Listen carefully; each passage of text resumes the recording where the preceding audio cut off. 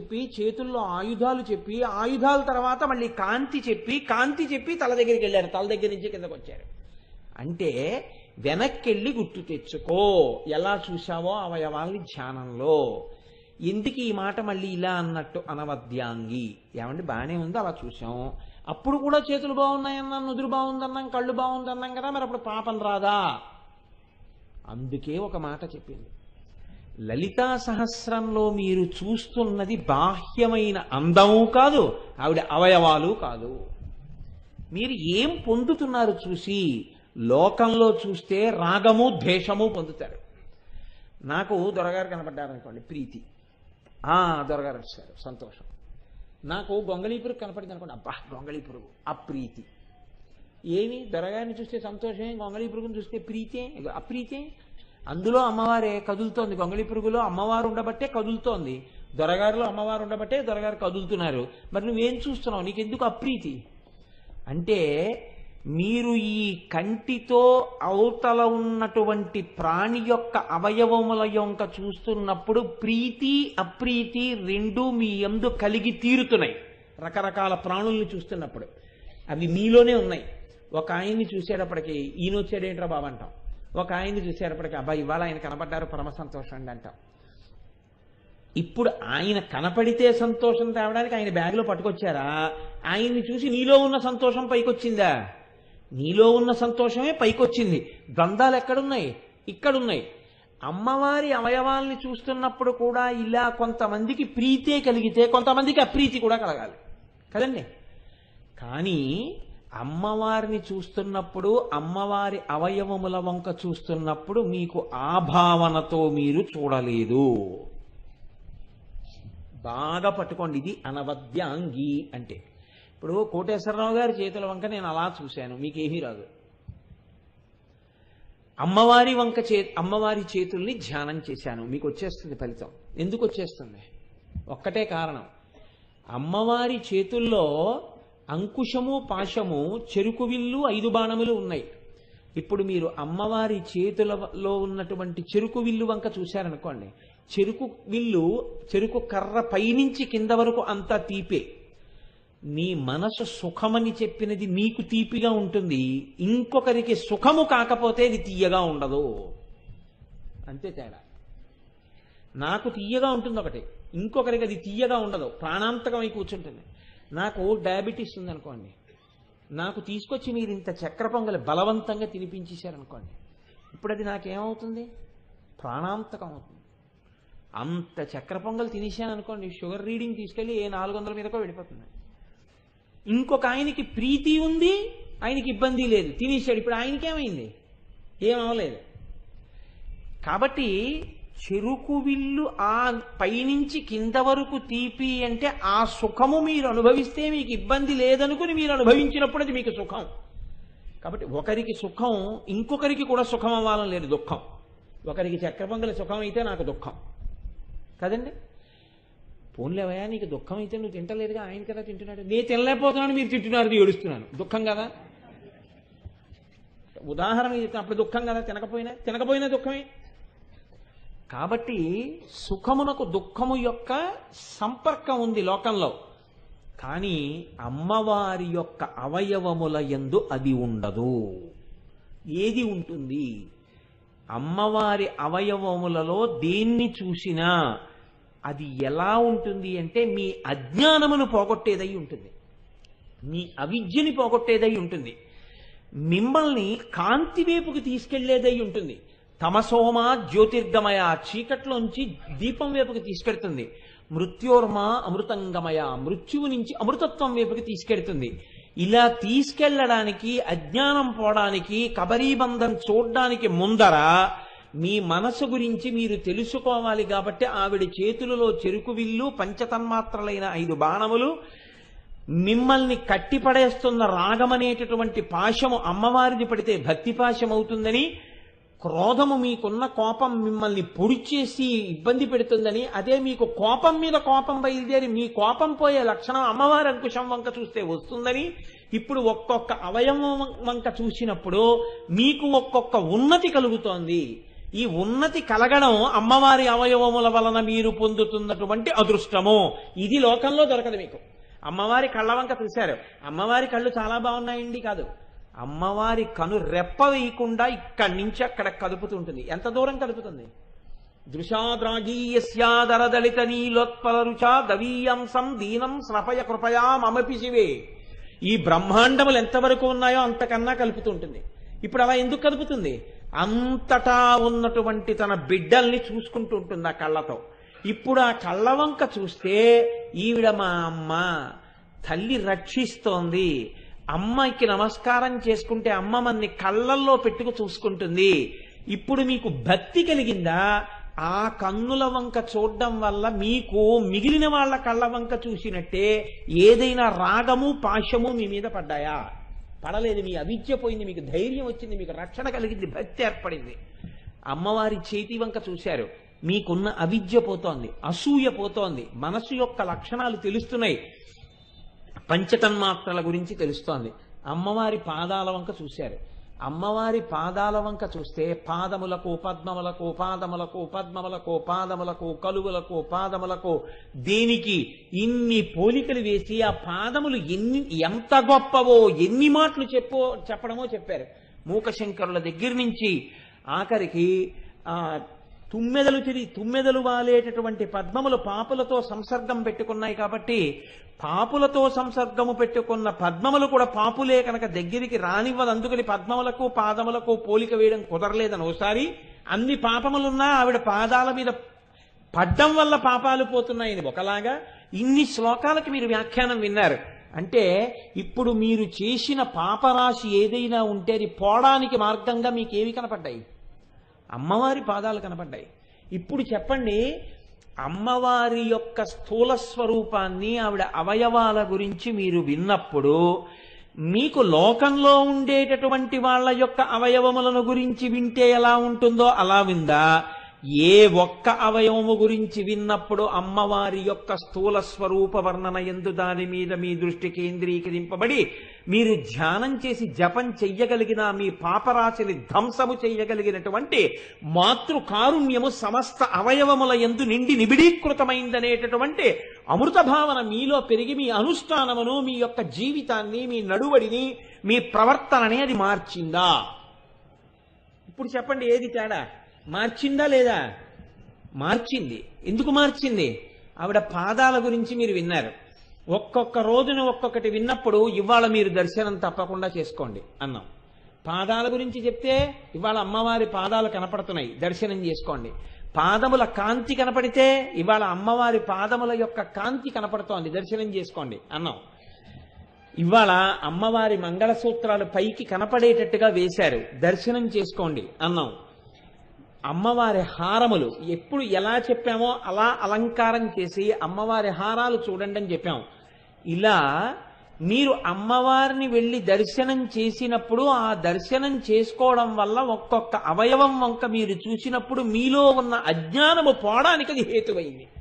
లోకంలో మీరు ఎవరి అవయవాల వంకన్నా చూసినప్పుడు మీలో మోహబుద్ధి కలిగి మీ అజ్ఞానం పెరగనన్నా పెరుగుతుంది, లేకపోతే మీకు లోపల అసహ్యం కలిగి దానివల్ల మీకు వికర్షణ కలిగి ద్వేషము కలిగి ద్వేషభావన వలన కూడా అజ్ఞానం అన్నా పెరుగుతుంది.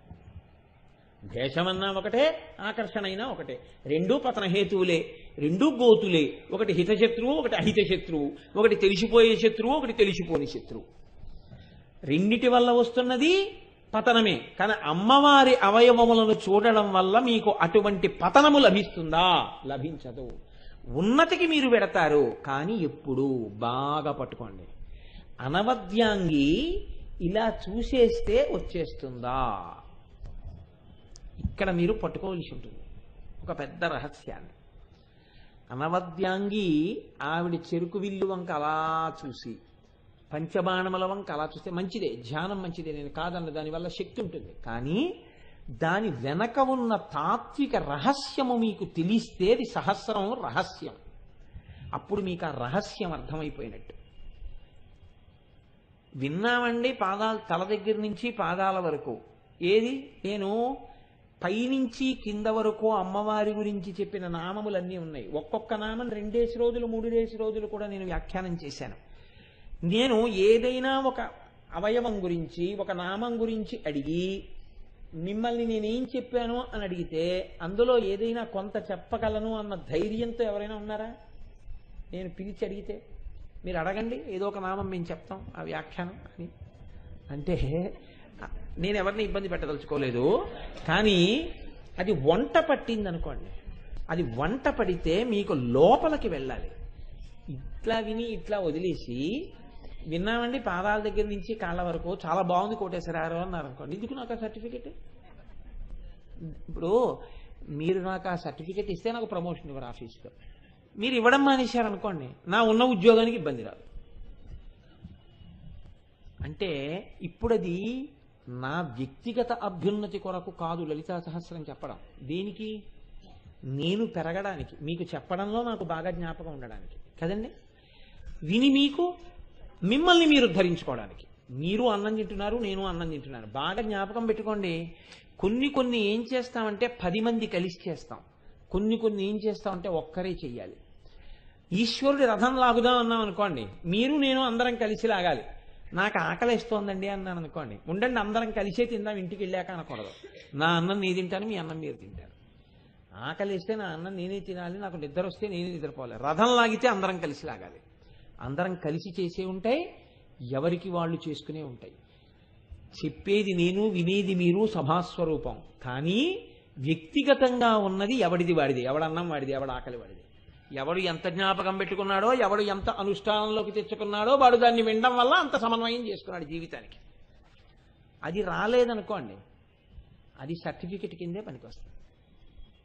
ఇంతే తేడా. నేను చెప్పానండి, మీరు విన్నారండి, ఏమైనా మార్పు వచ్చిందా? ఏమీ లేదు.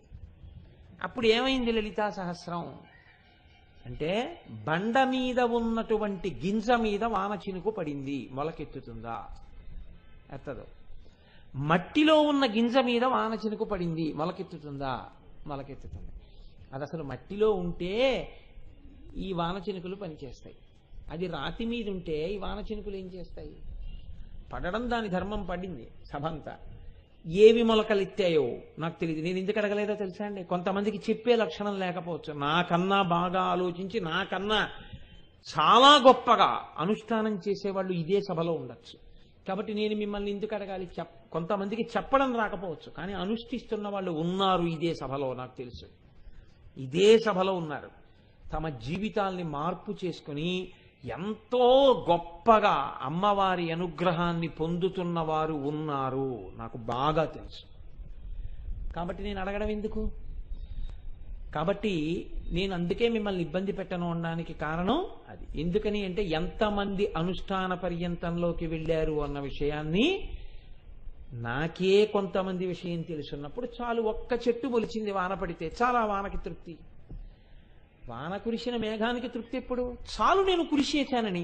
ఎన్ని మొలకలెత్తాయి, ఎన్ని రాతి మీద ఉండిపోయాయి, వానకు అనవసరం కదండి. అందుకని నేను నిశ్చిత పరిశీలనం చేయొచ్చా? నేను చేయకూడదు, నేను వెళ్ళిపోవాలంతే.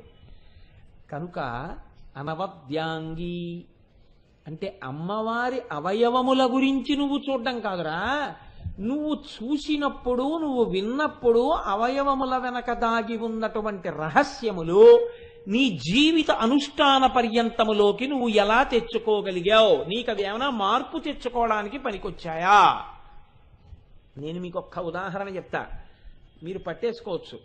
అమ్మవారి మెడలో 3 రకములైనటువంటి హారములు ఉంటాయి అని నేను ఒక రోజు నా లోపల కూర్చుని అది చెప్పాను మీకు. లోల ముక్తా ఫలాన్విత అన్నప్పుడు లోల అన్న మాట గురించి, అమ్మవారి ఆభరణం గురించి నేను మీకు వివరణ చేసి ఉన్నాను. ఈ లోల శబ్దం జీవితాన్ని ఎలా పట్టుకుని ఉంటుంది అన్న దాని గురించి చెప్తూ నేను మీకు ఒక ఉపమానం కూడా చెప్పాను. బురదలో తామర పువ్వు పుడుతుంది, పుట్టడానికి ముందు కప్పుంది. తామర పువ్వు పూసిన తర్వాత కప్పుంది. తామర పువ్వులో తేనుంది, బురదలో కప్పుంది.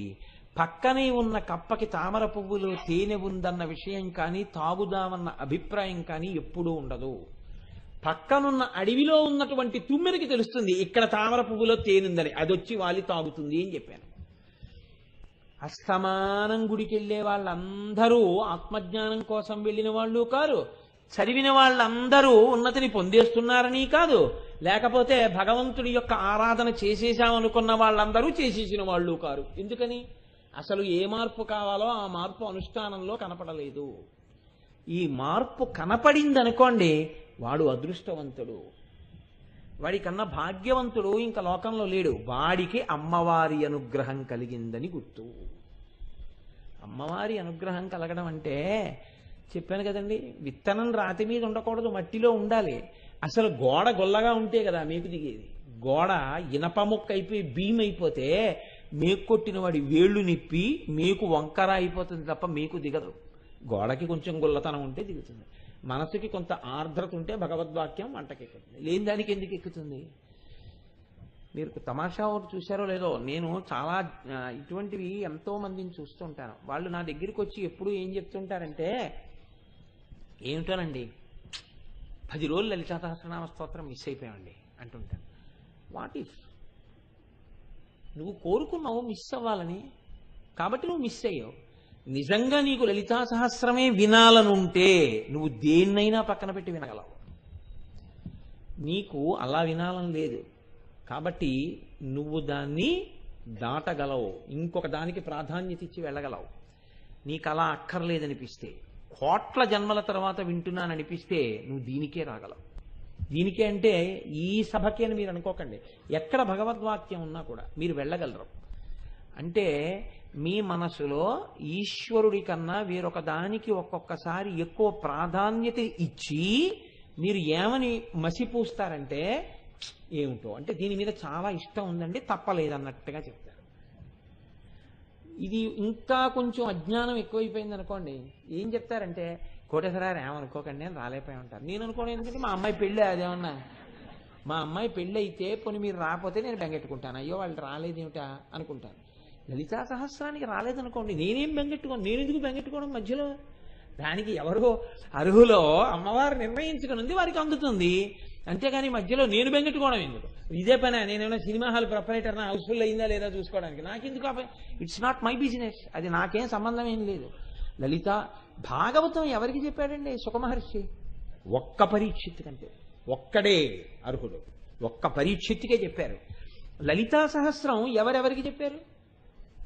హయగ్రీవుడు అగస్త్యుడు ఒక్కడికే చెప్పాడు తప్ప ఇదేంటి చాలా మంది వస్తే చెప్తానని హయగ్రీవుడు అనను లేదు, అలా అగస్త్యుడు తెచ్చుకోను లేదు. నీకెందుకు ఆవిర్రి? ఉండకూడదు. చాలా సంతోషంగా వింటున్న ఒక్కడి కోసం నువ్వు చెప్పుకో. అలా వింటున్న వాడు ఎక్కడో ఉంటాడు, వాడి కోసం అమ్మవారి నీతో చెప్పిస్తోందని గుర్తుపెట్టుకో. కాబట్టి ఇది అనవద్యాంగి, అనుష్ఠాన పర్యంతంలోకి వస్తోంది. అనుష్ఠాన పర్యంతంలోకి రాలేదు, నువ్వు వింటున్నావు తప్ప అది నీకు జ్ఞాపకం ఉండడం వల్ల నీ నడువడిలో మార్పు రాలేదు. నువ్వు లోల విడిచిపెట్టావు అనుకోండి, మీరు విడిచిపెట్టిన ఉత్తర క్షణంలో ఏమంటే పూర్వంలో మీరు అలా ఏం అడగట్లేదే అన్నారు అనుకోండి, లేదండి లలితా సహస్రం విన్నాను, ఎన్నాళ్ళు ఉంటాను లోలా కాదు ముక్తా కాదు, కనీసం అమ్మవారికి దర్శనం చేయకుండా ఉండలేక దర్శనం చేసేవాడిగా ఉందామని ఆ జాబితాలోకి వస్తున్నానండి ప్రయత్నం చేసి అని మీరు అన్నారనుకోండి, ఒక నామం మీ మీద పనిచేసింది. పని చెయ్యగానే అంటే మీరు దాటిపోయారు ఒక స్థాయిని. ఈ స్థాయి దాటకుండా మీరు పైకి ఎంతైనా చేయండి, లోపల ఏమీ దాటలేదు. దాటకపోతే అనవద్యాంగి నామం యొక్క అనుగ్రహాన్ని మీరు పొందినవారు కారు.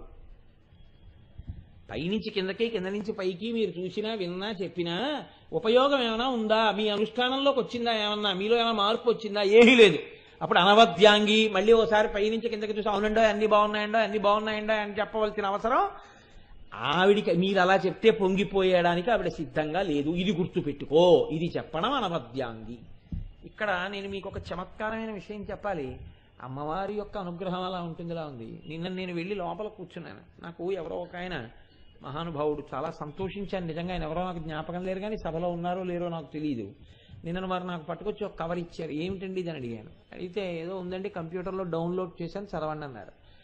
అది తప్పకుండా చదువుతాను లేండి అని. నాకు భయం ఏమిటంటే నేను అక్కడ ఇక్కడ పెట్టేస్తుంటాను, నాకు గుర్తుండదు సరిగ్గా, జ్ఞాపక శక్తి తక్కువ నాకు. అందుకని ఏమంటే మీకు మళ్ళీ ఇవ్వాలా అని అడిగాను. అడిగితే అంటే నా భయం ఏమిటంటే ఇది ఎక్కడో పెట్టేసిన తర్వాత ఏమంటే నిన్న ఇచ్చిన కాగితం ఏది అంటే నేను సుందరకాండలో అన్వేషణ పర్వం మొదలెట్టాలి ఇంటి నిండాను. అందుకని బాబు ఎక్కడ పెట్టేస్తాను అని, మీకు ఇది మళ్ళీ ఇవ్వాలంటే ఆయన అన్నారు ఇవ్వక్కర్లేదండి అన్నారు. అలా అయితే పర్వాలేదు, ఎప్పుడో అప్పుడు చదవచ్చు, కాస్త ఎక్కడో పెట్టచ్చు, ఖాళీ ఉంటుంది ఉండకపోతుందని చెప్పి నేను చూశాను. ఎంత చిత్రమైన విషయాన్ని ప్రతిపాదన చేశారో తెలుసా అండి. ఒకానొకప్పుడు ఒక ఆశ్చర్యకరమైనటువంటి సందర్భం ఒకటి జరిగింది. కాంచీ పీఠాధిపతులు నడిచే దేవుడు మహానుభావుడు చంద్రశేఖర పరమాచార్య స్వామి వారు పెరియవర్లై అంటే పెద్ద స్వామిగా కంచి పీఠాధిపత్యం చేస్తున్నటువంటి రోజుల్లో జరిగినటువంటి సంఘటన. ఆయన చంద్రమౌళీశ్వరారాధన చేసి బయటికి వచ్చారు. ఆయన బయటికి వస్తారని అందరు ఎదురు చూస్తున్నారు. చాలా మంది జనం కూర్చుని ఉన్నారు ఆయన దర్శనం కోసం. కూర్చునుండగా పరమాచార్యుల వారు బయటికి వచ్చారు. రాగానే ఇంకా గబగబా స్వామి దర్శనానికి వెళ్ళాలి, తీర్థం పుచ్చుకోవాలి, హడావిడి, పెద్ద జనం, లైన్లు, పెద్ద కంగారు, స్వామి దర్శనం చేసుకోవాలని.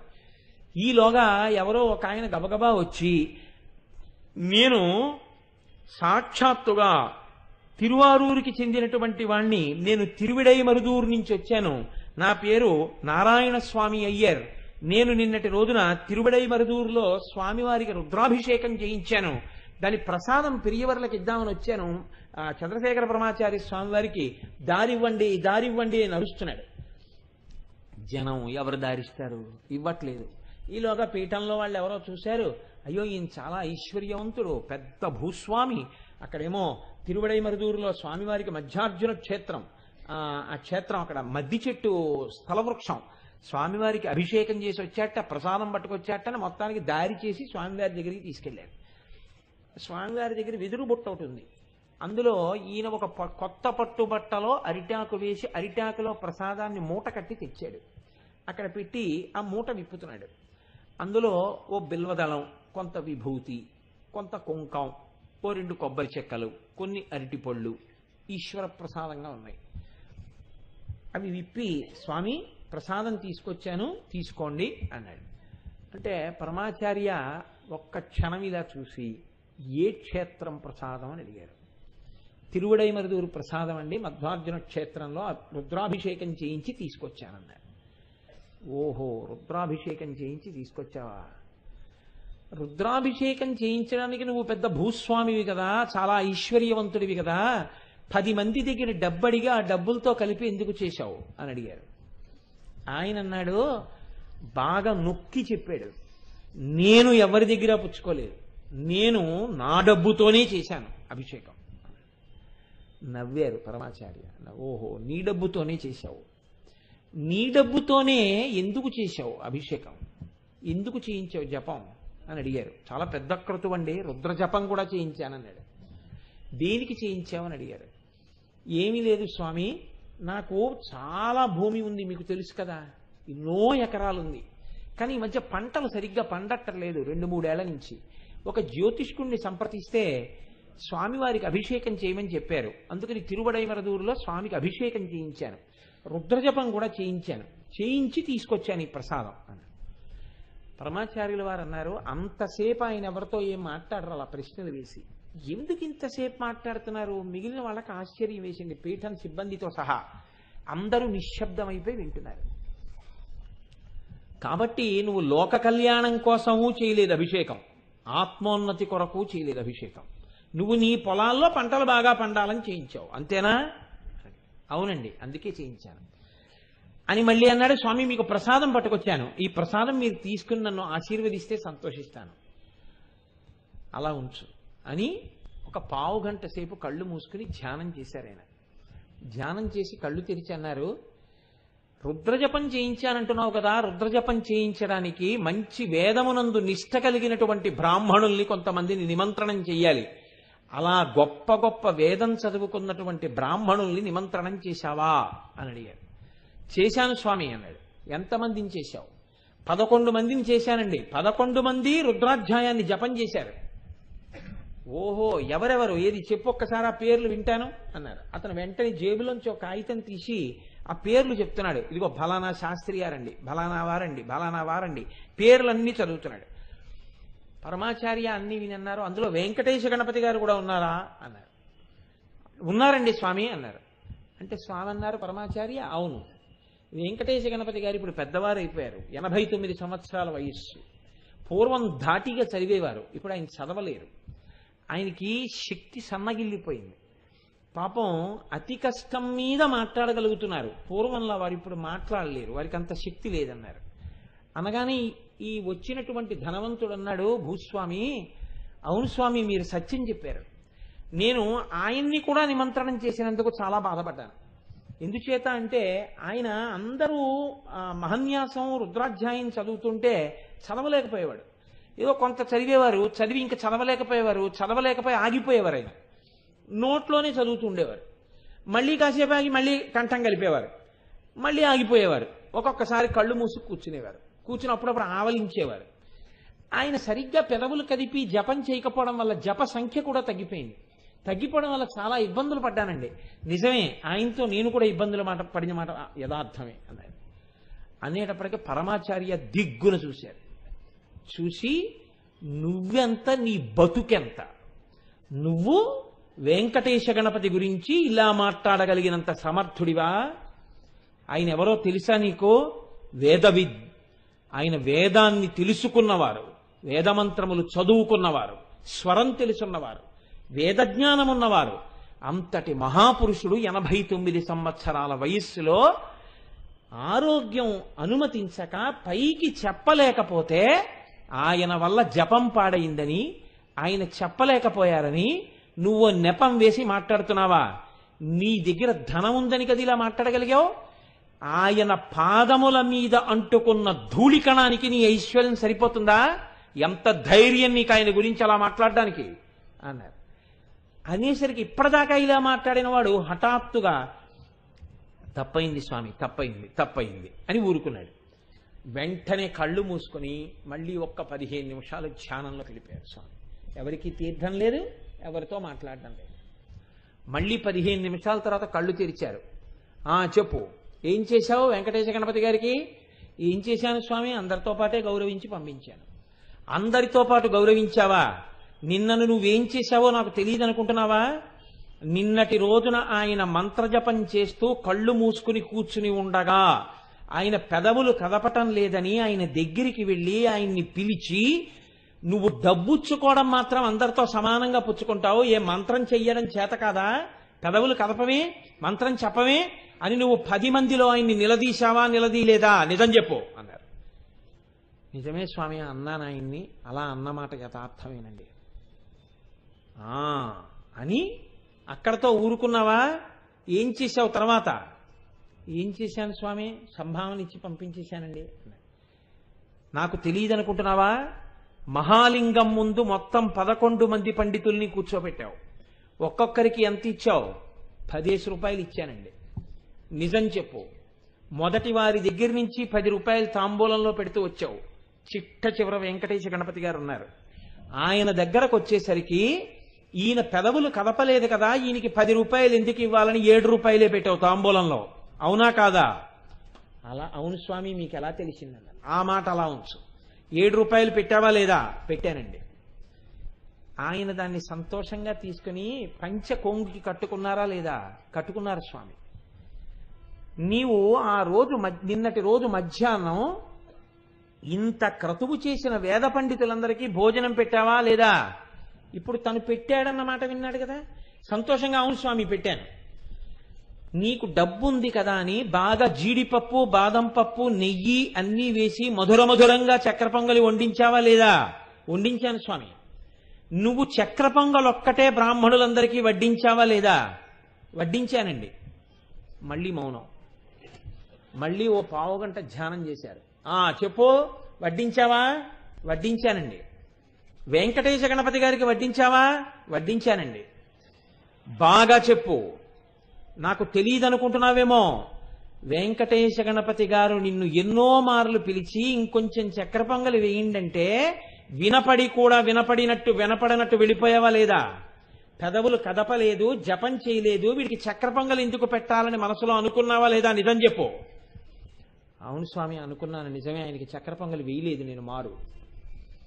ఆయన అంతమంది బ్రాహ్మణులు ఆయన వంక చూస్తుంటే అడిగి ఆయన ఉత్తరాపోసనం పట్టి విస్తరించి దగ్గర నుంచి లేచిపోయారా లేదా? ఆఖరణ లేచిపోయారండి. తర్వాత ఏం జరిగింది చెప్పు. స్వామి నాకు ఏం తెలుసని చెప్పను, మీకు అన్నీ తెలుసు, నేనేం దాచను. వెళ్ళిపోయారు వెంకటేశ గణపతి గారు, మిగిలిన బ్రాహ్మణులు కూడా. కార్యక్రమం అయిపోయింది, వెళ్ళిపోయారు. నీకంతే తెలుసు, తర్వాత ఏం జరిగిందో నాకు తెలుసు అన్నారు. ఏం జరిగింది స్వామి? వెంకటేశ గణపతి గారు ఇంటికి వెళ్ళలేదు, మళ్ళీ శివాలయానికి వెళ్ళారు. వెళ్ళి స్వామికి ప్రదక్షిణం చేశారు. సాయంకాలం ప్రదక్షిణం చేసి లోపలికెళ్ళి మహాలింగ స్వామి వారి దగ్గరికి వెళ్ళి భోరున ఏడ్చారు. కన్నుల ఏరులు కారిపోయాయి, ఆయన కళ్ళ వెంట నీళ్లు. 89 ఏళ్ళు వచ్చాయి తండ్రి నాకు. 16వ ఏట నుంచి నీ గుళ్ళో కూర్చుని రుద్రజపం కొన్ని వేల మార్లు చేశాను. నా ఓపిక సన్నగిల్లిపోయింది. నేను ఇవాళ గబగబా అనువాకాలు చదవలేను. పైకి చెప్పలేదు కానీ నేను లోపల జపం చేశానో లేదో నీకు తెలుసు. ఆయనకు అర్థం కాలేదు, అమాయకత్వం అని సరిపెట్టుకున్నాను. కానీ జింహచాపల్యానికి తండ్రి చక్ర పొంగల్ అడిగాను కొంచెం వేయమని, నాకు వెయ్యలేదు. నాకు చక్ర పొంగల్ అంటే ఇష్టం అన్న విషయం నన్ను కన్న తండ్రివి నీకు తెలుసు. ఎన్ని మార్లు అడిగినా నాకు వేయలేదు. ఇప్పుడు ఆ చక్ర పొంగలే నా అవమానానికి కారణమైంది. అందరూ బ్రాహ్మణులు నన్ను చూస్తుండగా 89 సంవత్సరాల వయస్సులో చక్ర పొంగలి కోసం ఇంత అవమానపడి బయటికి వచ్చాను. తండ్రి, కాశీ వెళ్ళినటువంటి వాళ్ళు ఇంద్రియాన్ని గెలవడం కోసం ఏదో ఒక పదార్థాన్ని వదిలేస్తారని నేను విన్నాను. కాశీలో ఉన్నవాడు విశ్వేశ్వరుడైతే ఇక్కడ ఉన్నవాడు విశ్వేశ్వరుడే, ఇద్దరూ శివుడే. తండ్రి, నీ పాదములు పట్టి ప్రమాణం చేస్తున్నాను, నా ఊపిరి ఉన్నంత కాలం ఇంక నేను ఎన్నడూ తీపి పదార్థం తినను. నాకు జరిగిన అవమానం నీకు తప్ప ఎవరికి చెప్పుకోను ఈ వయస్సులో. ఈ బాధతో నీకు చెప్పుకుంటున్నానని వంగలేక వంగి 12 సాష్టాంగ నమస్కారాలు చేసి ఏడుస్తూ ఉత్తరీయంతో కళ్ళు తుడుచుకుంటూ ఇంటికి వెళ్ళిపోయారు. అని మొహం ఎర్రపడిపోయి ఇక మాట్లాడలేక, ఇవాళ నాకు భిక్ష పెట్టవద్దు, నేను తీసుకోవట్లేదన్నారు పరమాచార్య. ఆయన భిక్ష తీసుకోలేదు. 3 అయింది టైము. అందరూ అలా నిలబడిపోయారు ఆయన యొక్క మూర్తిని చూస్తూ. తర్వాత మళ్ళీ కళ్ళు విప్పారు. ఇతను ఏడుస్తూ కిందపడి, స్వామి ప్రసాదం తీసుకుని నన్ను కృప చేయండి అన్నారు. అలా ఉండని, నిజంగా మహాలింగ స్వామి నాకు ప్రసాదం పంపించాలనుకుంటే అనుగ్రహంగా ఈశ్వరుడు పంపుతాళ్లే, నే పుచ్చుకుంటాను అన్నారు. అంతే. దారివ్వండి దారివ్వండి కేక వినపడింది. జనాన్ని తప్పించారు. ఖచ్చితంగా తిరువైమరుదూరు నుంచి ప్రధాన అర్చకుడు పట్టుపంచ కట్టుకుని జటాజూటం కట్టుకుని రుద్రాక్షమాలలు వేసుకుని వచ్చాడు. వచ్చి పట్టుబట్టలో అరిటాకులో ప్రసాదాన్ని తీసుకొచ్చి, నిన్న మా గుళ్ళో స్వామి రుద్రాభిషేకం జరిగింది, ఎవరో ఒక భూస్వామి చేయించాడు, మా చెల్లెల్ని ఈ ఊరే ఇచ్చాం, మీ దర్శనం చేసుకుని ప్రసాదం ఇచ్చి మా చెల్లెల్ని చూద్దామని వచ్చాను, స్వామి ప్రసాదం స్వీకరించండి అని అక్కడ పెట్టారు. పరమాచార్య నోటి వెంట వచ్చిందో లేదో ఈశ్వర ప్రసాదం వచ్చేసింది. ప్రధాన అర్చకుడి అర్చకుడు నేల మీద పడి నమస్కారం చేస్తున్నాడు పరమాచార్యుల వారికి. పరమాచార్య అన్నారు, మీరు శివదీక్ష ఉన్నవారు, మీరు మాకు అలా భూమి మీద పడి నమస్కారం చేయకూడదు, నిలబడి నమస్కారం చేయండి అన్నారు. ఆయన నిలబడి నమస్కారం చేస్తే పీఠ కానుకలు ఇవ్వండి అని చెప్పి కానుకలు ఇప్పించి పంపించారు అర్చకుణ్ణి. ఈ ఐశ్వర్యవంతుడు ఇంకొకసారి నేల మీద పడి ఏడుస్తూ, నన్ను మన్నించండి స్వామి, ఇంకెప్పుడు ఇలాంటి తప్పు చేయను, ఈ ప్రసాదం కూడా తీసుకుని నన్ను ఆశీర్వచనం చేయండి అన్నారు. పరమాచార్య అన్నారు, నేను కాదు నిన్ను క్షమించవలసింది, వెంకటేశ గణపతి గారి దగ్గరికి వెళ్ళి ఆయన పాదాలు పట్టుకుని వేడుకో, ఆయన క్షమించి నిన్ను కాపాడితే కాపాడతారు, వెళ్ళి అక్కడికి అన్నారు. నేను వెడితే ఆయన మన్నిస్తారా అండి అని అడిగాను. అది నీ ప్రాప్తాన్ని బట్టి ఉంటుంది అన్నారు. అంతే. ఇక అక్కడ కూర్చోలేదు పరమాచార్య. ఆ రోజు ఎవ్వరితో మాట్లాడలేదు, లోపలికి వెళ్ళిపోయారు. ఇక బయటికి రాలేదు. కొన్ని గంటలు అయిపోయింది, భిక్ష కూడా ఆయన తీసుకోలేదు. ఇక లోపలికి వెళ్ళిపోయి ఉండిపోయారు.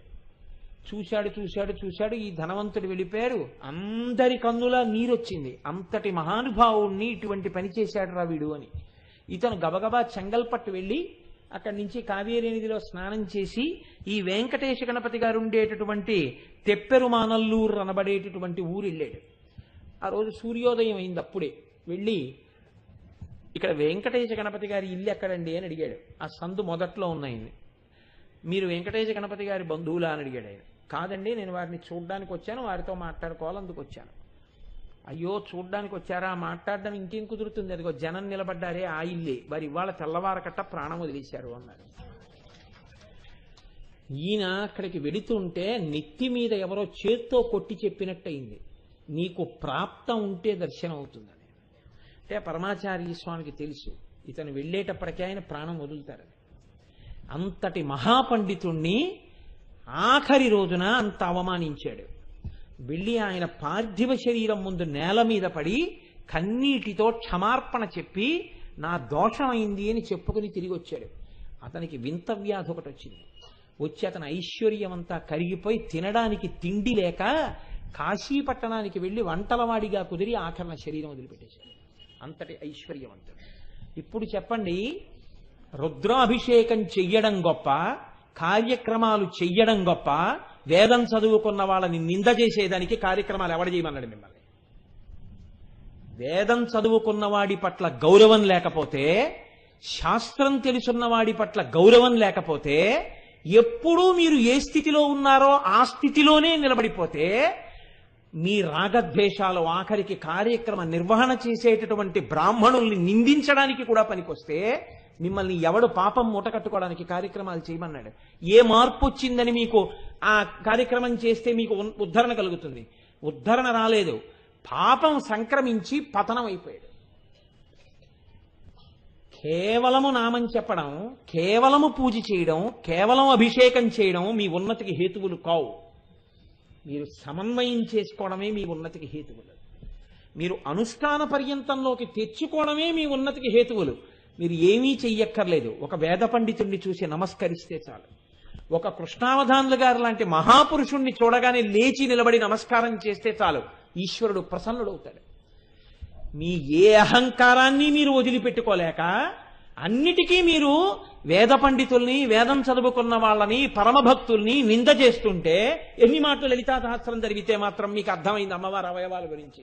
మీరు ఏ అసూయ వదిలేరు, ఏ రాగం వదిలేరు, ఏ ద్వేషం వదిలేరు, ఏ కోపం వదిలేరు?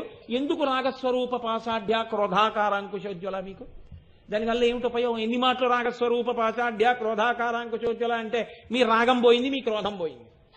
ఒక్కసారి అని మీ రాగాన్ని మీరు పరిశీలిస్తే, మీ క్రోధాన్ని మీరు పరిశీలిస్తే, అప్పుడు మీరు అమ్మవారి అవయవాలు అందంగా ఉన్నాయని చెప్పడానికి మీరు యోగ్యత పొందినవారు. వాటి అందం ఏమిటో మీ యందు ప్రతిఫలించింది. మీ అనుష్ఠాన పర్యంతంలోకి వచ్చింది. మీ అనుష్ఠాన పర్యంతంలోకి అమ్మవారి యొక్క స్థూల స్వరూప దర్శనం వలన కలిగినటువంటి జ్ఞానము నడువడిగా పరిణమిస్తే, అనుష్ఠాన పర్యంతములోనికి వస్తే, ఆనాడు మీరు ఉద్ధరణ పొందినట్టు. గుళ్ళోకొచ్చినా మీ అల్లరే, మీ ఐశ్వర్యమే, మీ గొడవలే, మీ కుటుంబాల గురించినటువంటి మాటలే, అక్కర్లేని చర్చలే. మనం ఎక్కడికొచ్చాం, ఎక్కడ కూర్చున్నాం, ఏది వింటున్నాం, దేని గురించి మాట్లాడుకుంటున్నాం, ఏ క్షేత్రం చూసాం, ఎప్పుడు ఎక్కడికి వెళ్ళినా మనసులో ఉన్న కించిట్ కల్మషం వదిలిపెట్టలేనప్పుడు ఎన్ని మాటలు ఎక్కడికి వెళ్ళి ఏది వింటే ఫలితం ఉంటుంది?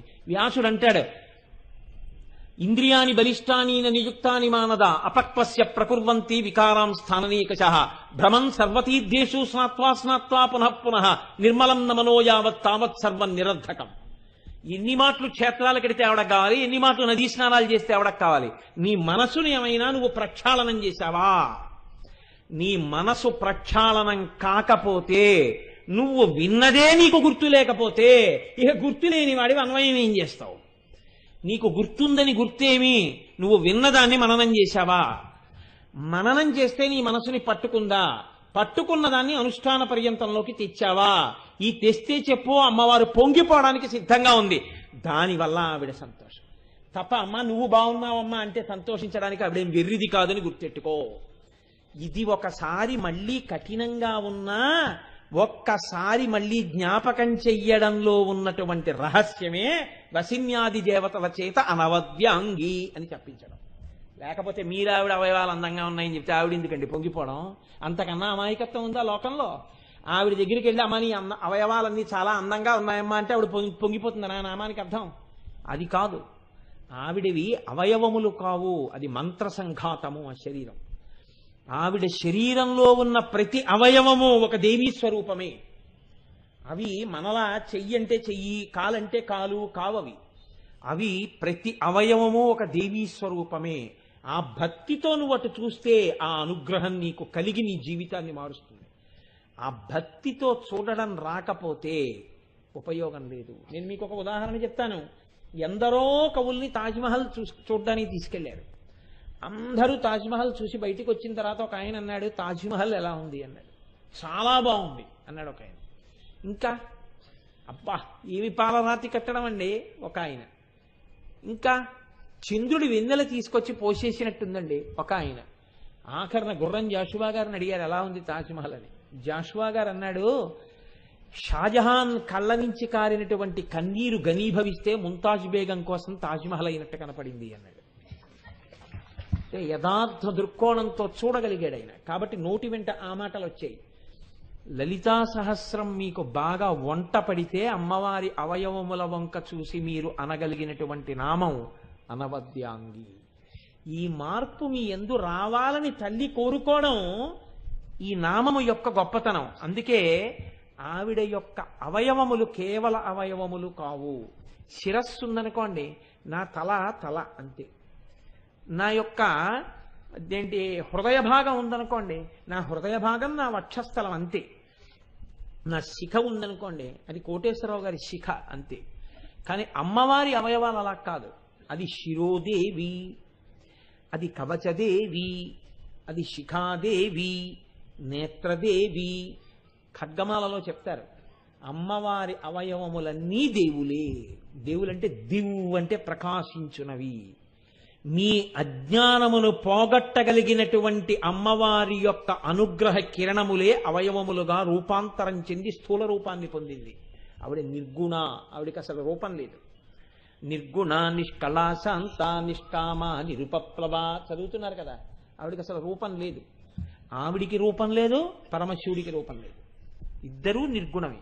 అందుకే ఓం నమో భగవతే సదాశివాయ సకలతత్వ విదూరాయ సకల లోకైక కర్త్రే సకల లోకైక హర్త్రే సకల లోకైక సంహర్త్రే సకల లోకైక సాక్షిణే సకల నిగమ గుహ్యాయ సకల లోకైక వరప్రదాయ సకల దురితాత్తి భంజనాయ సకల జగదభయంకరాయ శశాంక శేఖరాయ శాశ్వత నిజావాసాయ నిరావాసాయ నిరాతంకాయ నిష్కలంకాయ నిష్ప్రపంచాయ నిర్ద్వంద్వాయ నిస్సంగాయ నిర్మమాయ నిరుపమ విభవాయ నిత్య శుద్ధ బుద్ధ పరిపూర్ణ సచ్చిదానందద్వైత పరమ ప్రకాశాయ పరమశాంత ప్రకాశాయ తేజోరూపాయ తేజోధిపతయే అని కీర్తిస్తుంది కవచం.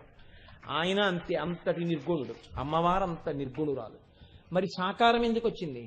సాకారంచ నిరాకారం నిర్గుణంచ గుణాత్మకం తత్వం తత్పరమం బ్రహ్మ ఇది వేదాంతడిండిమః అంటారు శంకరాచార్యులు వారు వేదాంత డిండిమంలో. సగుణా నిర్గుణా సా తద్విధా ప్రోక్తా మనీషిభిః సగుణ రాగిభిః సేవ్యా నిర్గుణా తుర్విరాగిభిః అంటాడు వ్యాసుడు దేవీ భాగవతంలో. అసలు నిర్గుణమైన పదార్థాన్ని నీ మనసుతో పట్టుకో అంటే నువ్వు పట్టుకోలేవు. ఎందుకంటే వర్ణన లేదు. దేన్ని పట్టుకుంటావు? కాబట్టి నీ మనసు పట్టుకోవడానికి ఆవిడ ఒక రూపాన్ని స్వీకరించింది. అసలు ఆవిడికి రూపాలే లేనప్పుడు, ఆవిడకి అవయవాలే లేనప్పుడు ఆవిడ అవయవాలను నువ్వు కీర్తించడం ఏంటి? ఆ అవయవాలు మనం కర్మ కోసం అని చెప్పి మనం పుట్టిన అవయవాలతో కూడిన సంఘాతం కాదు ఆ శరీరం. ఆ శరీర దర్శనం నీ అజ్ఞాన తిమిలను పోగొట్టగలిగినటువంటి కోటి సూర్యుల పగిది వెలిగిపోయేటటువంటి శరీరం. అందుకే లోపల కనబడుతుంది తప్ప ఆవిడ బయట కనబడదు. అంతర్ముఖ సమారాధ్య బహిర్ముఖ దుర్లభ. కాబట్టి అటువంటి తల్లి ఆవిడ. ఆ దర్శనం నీ కోర్కెలు తీర్చగలిగినటువంటి దర్శనం. లోకంలో నీ కంటితో చూసినవన్నీ నీ యొక్క కోర్కెల్ని తీర్చేవేం కావు, నీకు బంధన హేతువులు. కాబట్టి ఆ తల్లి యొక్క గొప్పతనం అనవద్యాంగి అన్న నామంలో ఇన్ని రహస్యాల్ని చొప్పించి నువ్వు అంతఃపరిశీలనానికి వెళ్ళు, ఇది మీకు ప్రబోధం చెయ్యడం ఆ నామం యొక్క తాత్పర్యం. అంత గొప్ప నామం ఆ నామం. కాబట్టి అనవద్యాంగి సర్వాభరణ భూషిత. అమ్మవారు అనేకమైనటువంటి భూషణముల చేత భూషిత, ప్రకాశించుతున్నటువంటి తల్లి. మీరు చూడండి, లోకంలో ఒక మర్యాద ఉంటుంది. సాధారణంగా ఏమిటంటే మనం రెండు రకాలైనటువంటి ఆభరణాలు ధరిస్తూ ఉంటాం. ఒకటి సౌందర్య హేతువు, రెండు సౌభాగ్య హేతువు. కొన్ని మీరు ఎట్టి పరిస్థితుల్లోనూ అందంగా ఉందా అందంగా లేదా అన్న విచక్షణ చేసి తీయడానికి ఉండదు. అవి ఉండి తీరవలసిందే జీవిత పర్యంతం. మంగళసూత్రాలు నాకు బాగున్నాయా, మంగళసూత్రాలు నాకు బాగులేవా అన్న విచారణ ఏముండదు. మంగళసూత్రం అంటే మంగళసూత్రమే, అది బతికున్నంత కాలం శరీరం మీద ఉంటుంది అంతే. ఆ మంగళసూత్రం ఉండడే అదృష్టం జీవితంలో. కాబట్టి అది సౌభాగ్య వస్తువు. గాజులు మట్టి గాజులా, గాజులా, బంగారు గాజులా అనవసరం, గాజులు అంతే. అవి పరమ పవిత్రమైనవి. ఇప్పుడు గాజు కింద పడింది అనుకోండి, వెంటనే నొచ్చుకుంటారు, అయ్యో గాజు కింద పడిపోయింది. అదే ఓ సీసా పడిపోయింది అనుకోండి, అందులో గాజే ఇందులో గాజే, సీసా పడిపోతే ఏం బెంగ పెట్టుకోరు. గాజు కింద పడితే బెంగ పెట్టుకుంటారు, ఎందుకని అది సౌభాగ్య వస్తువు. నల్లపూసలు సౌభాగ్య వస్తువు, యజ్ఞోపవీతం నీ సౌభాగ్య వస్తువు. అలా సౌభాగ్యమును తెలివిచేసేటటువంటి వస్తువులు కొన్ని ఆభరణములు, సౌందర్యమును ఇనుబడింపచేసేవి కొన్ని. చూడామణి ఉంది, చూడామణి సౌందర్యాన్ని ఇనుమడింపజేస్తుంది. అలాగే మెడలో వేసుకునే హారములు సౌందర్యాన్ని ఇనుమడింపజేస్తాయి. ఇవి పెట్టుకోవాలా పెట్టుకోక్కర్లేదా అంటే, అవి పెట్టుకుంటే ఎవరు సంతోషించాలని నువ్వు కోరుకుంటున్నావో ఆయన ప్రీతి కోసం నువ్వు పెట్టుకో. మీరు పట్టుకున్నారో లేదో, అవి నువ్వు పెట్టుకున్నావు అంటే అలా నువ్వు పెట్టుకున్నప్పుడు నీ సౌందర్యం ఎవరిని సంతోషపెట్టాలని నువ్వు అనుకుంటున్నావో వారి కోసం పెట్టుకో. సీతమ్మ తల్లి చూడామణి పెట్టుకోలేదు అంటే, తను చూడామణి పెట్టుకున్నప్పుడు తన సౌందర్యం ఎవరిని సంతోషపెట్టాలా రాముడి దగ్గర లేడు, ఉన్నవాడు రావణుడు, కాబట్టి ఆవిడ పెట్టుకోలేదు. కాబట్టి కొన్ని కొన్ని పెట్టుకోవాలా పెట్టుకోకూడదా, ఉన్నాయని పెట్టుకోకూడదు, కొన్ని సందర్భములలోనే పెట్టుకోవాలి. కొన్ని కొన్ని కొంచెం ఇదంతా దొరదగా ఉందని తీయడానికి వీల్లేదు, ఉండి తీరాలి. ఇప్పుడు అమ్మవారు పెట్టుకున్న ఆభరణములను ఈ రెండుగా భాగించి చూడండి, మీకు నీతి నేర్పుతోంది ఆవిడ. కొన్ని తీయడం ఆభరణం కాదు, నీ బతుకే అది చెప్తోంది ఆవిడ. ఎక్కడ చెప్పింది అలాగా? ఆవిడ చెప్పిందే నేను చెప్పా. మమ జీవన హేతునా అని చెప్పాను. మా ఆవిడికి మాంగళ్యధారణం చేసినప్పుడు నేను బతికున్నానని గుర్తే నీ మెడలో ఈ పసుపు తాడు అని కట్టాను. నా భార్య మెడలో మంగళసూత్రం నేనున్నానని గుర్తు. ఇప్పుడు నా అస్తిత్వము నేనున్నాను అనేటటువంటిది దేని చేత సూచింపబడుతోంది? నా భార్య మెడలో ఉన్న మంగళసూత్రం చేత నిర్ణయింపబడుతోంది. ఆ మంగళసూత్రమునకు అధిష్టాన దేవత అయిన సర్వమంగళాదేవి నా యొక్క ఆరోగ్యాన్ని, నా యొక్క ఆయుర్దాయాన్ని నిర్ణయం చేస్తోంది దాని గుండెల మీద, దాని మెడలో ఉంది. కాబట్టి ఎట్టి పరిస్థితులలో మంగళసూత్రము పక్కన పెట్టడం అన్నది ఉండదు, అది సౌభాగ్య వస్తువు. ఒక్కొక్కసారి కొన్ని కొన్ని పెట్టుకోవచ్చు, తీసి బీరువాలో పెట్టుకోవచ్చు, లాకర్లో పెట్టుకోవచ్చు, తప్పేం లేదు. ఏది నీకు అత్యంత ప్రధానమో అమ్మవారు నిర్ణయం చేసి చూపించింది. నీకంత జ్ఞానము విచారణ అక్కర్లేదు. నేను పెట్టుకున్నాను, నన్ను చూసి నువ్వు పెట్టేసుకో చాలంది. తల్లి కూతురికి నేర్పేసినట్టు అమ్మవారు తన బిడ్డలకి నేర్పేసింది. నాకు అత్యంత ఇష్టమైనవేమిటో తెలుసా? కామే శబద్ధ మంగళ్య సూత్ర శోభిత కంధరా. ఆవిడ మంగళసూత్రం మీద నామమే చెప్పించుకుంది. ఆవిడికే అంత ప్రీతిపాత్రమైతే ఇంకా దానికి హేతువులు తెలియాలా? నీ మంగళసూత్రం నీకంత గొప్పదని తెలుసుకోవడానికి హేతు అక్కర్లేదు. ఏ స్త్రీ మెడలో ఉన్న మంగళసూత్రమైనా అంత పరమ పవిత్రమో నువ్వు అనుకోవడానికి పురుషుడికి విషయాలు తెలిసి ఉండాలా? అక్కర్లేదు. అమ్మవారి మెడలో మంగళసూత్రం చూసినప్పుడు అమ్మవారు ఎలా కనపడిందో, పరమశివుడి ఇల్లాలు ఎలా కనపడిందో, మంగళసూత్రం వేసుకుని ఉన్న ఏ స్త్రీని చూసినా నీకు పార్వతీదేవి కనపడాలి. నీకు లక్ష్మిగా ఒక అమ్మాయిని తీసుకొచ్చి ఇచ్చారు. ఆ అమ్మాయి విషయంలో ధర్మేచ అర్ధేచ కామేచ నాతిచరామి. మిగిలిన వాళ్ళందరూ నీకెవరు? సాక్షాత్తు పార్వతీదేవి, సాక్షాత్తు గౌరి, సాక్షాత్తు లక్ష్మి. వాళ్ళ మంగళసూత్రాలు, వాళ్ళ బొట్లు, వాళ్ళ పువ్వులు, వాళ్ళ గాజులు చూడగానే ఇన్ని ముఖములతో నా తల్లి దర్శనం అవుతోందని నువ్వు పొంగిపోవాలి. అది కాక నీకు ఇంకొక భావన రావచ్చా? రాకూడదు.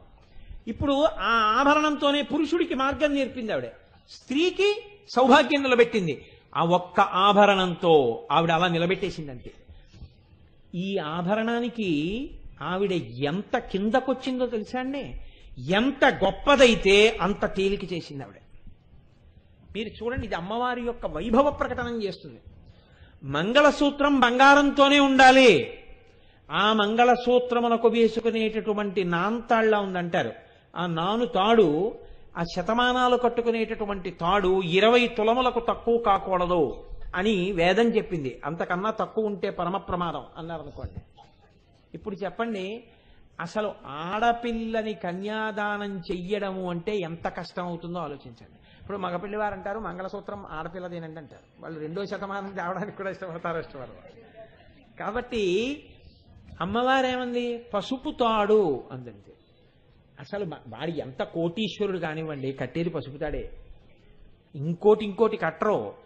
వాళ్ళు ఐశ్వర్యవంతులండి, బంగారంతో ముడియించుకున్నారనడానికి లేదు శాస్త్రంలో. పసుపు తాడే కట్టాలి.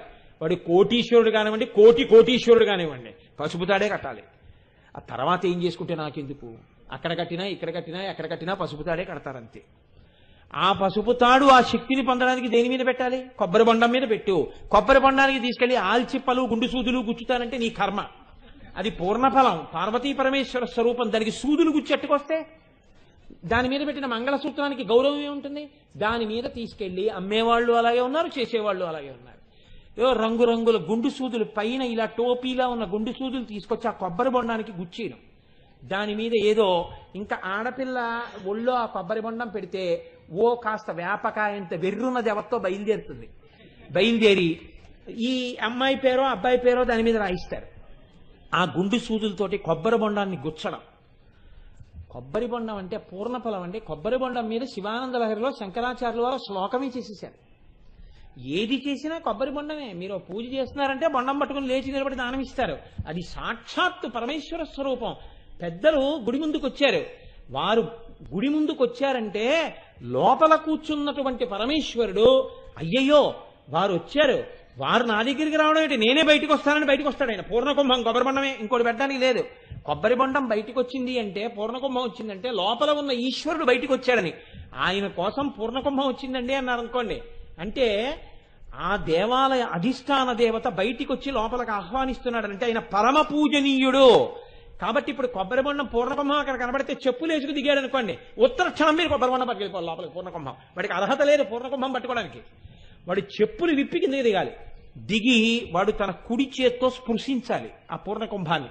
అంటే ఈశ్వరా నా కోసం ఎదురొచ్చావా తండ్రి, నీ పాదములు ఎంత కష్టపడ్డాయో తండ్రి, నా మీద ఇంత ప్రేమ అని ఆ పాదాలు ముట్టుకోవాలి.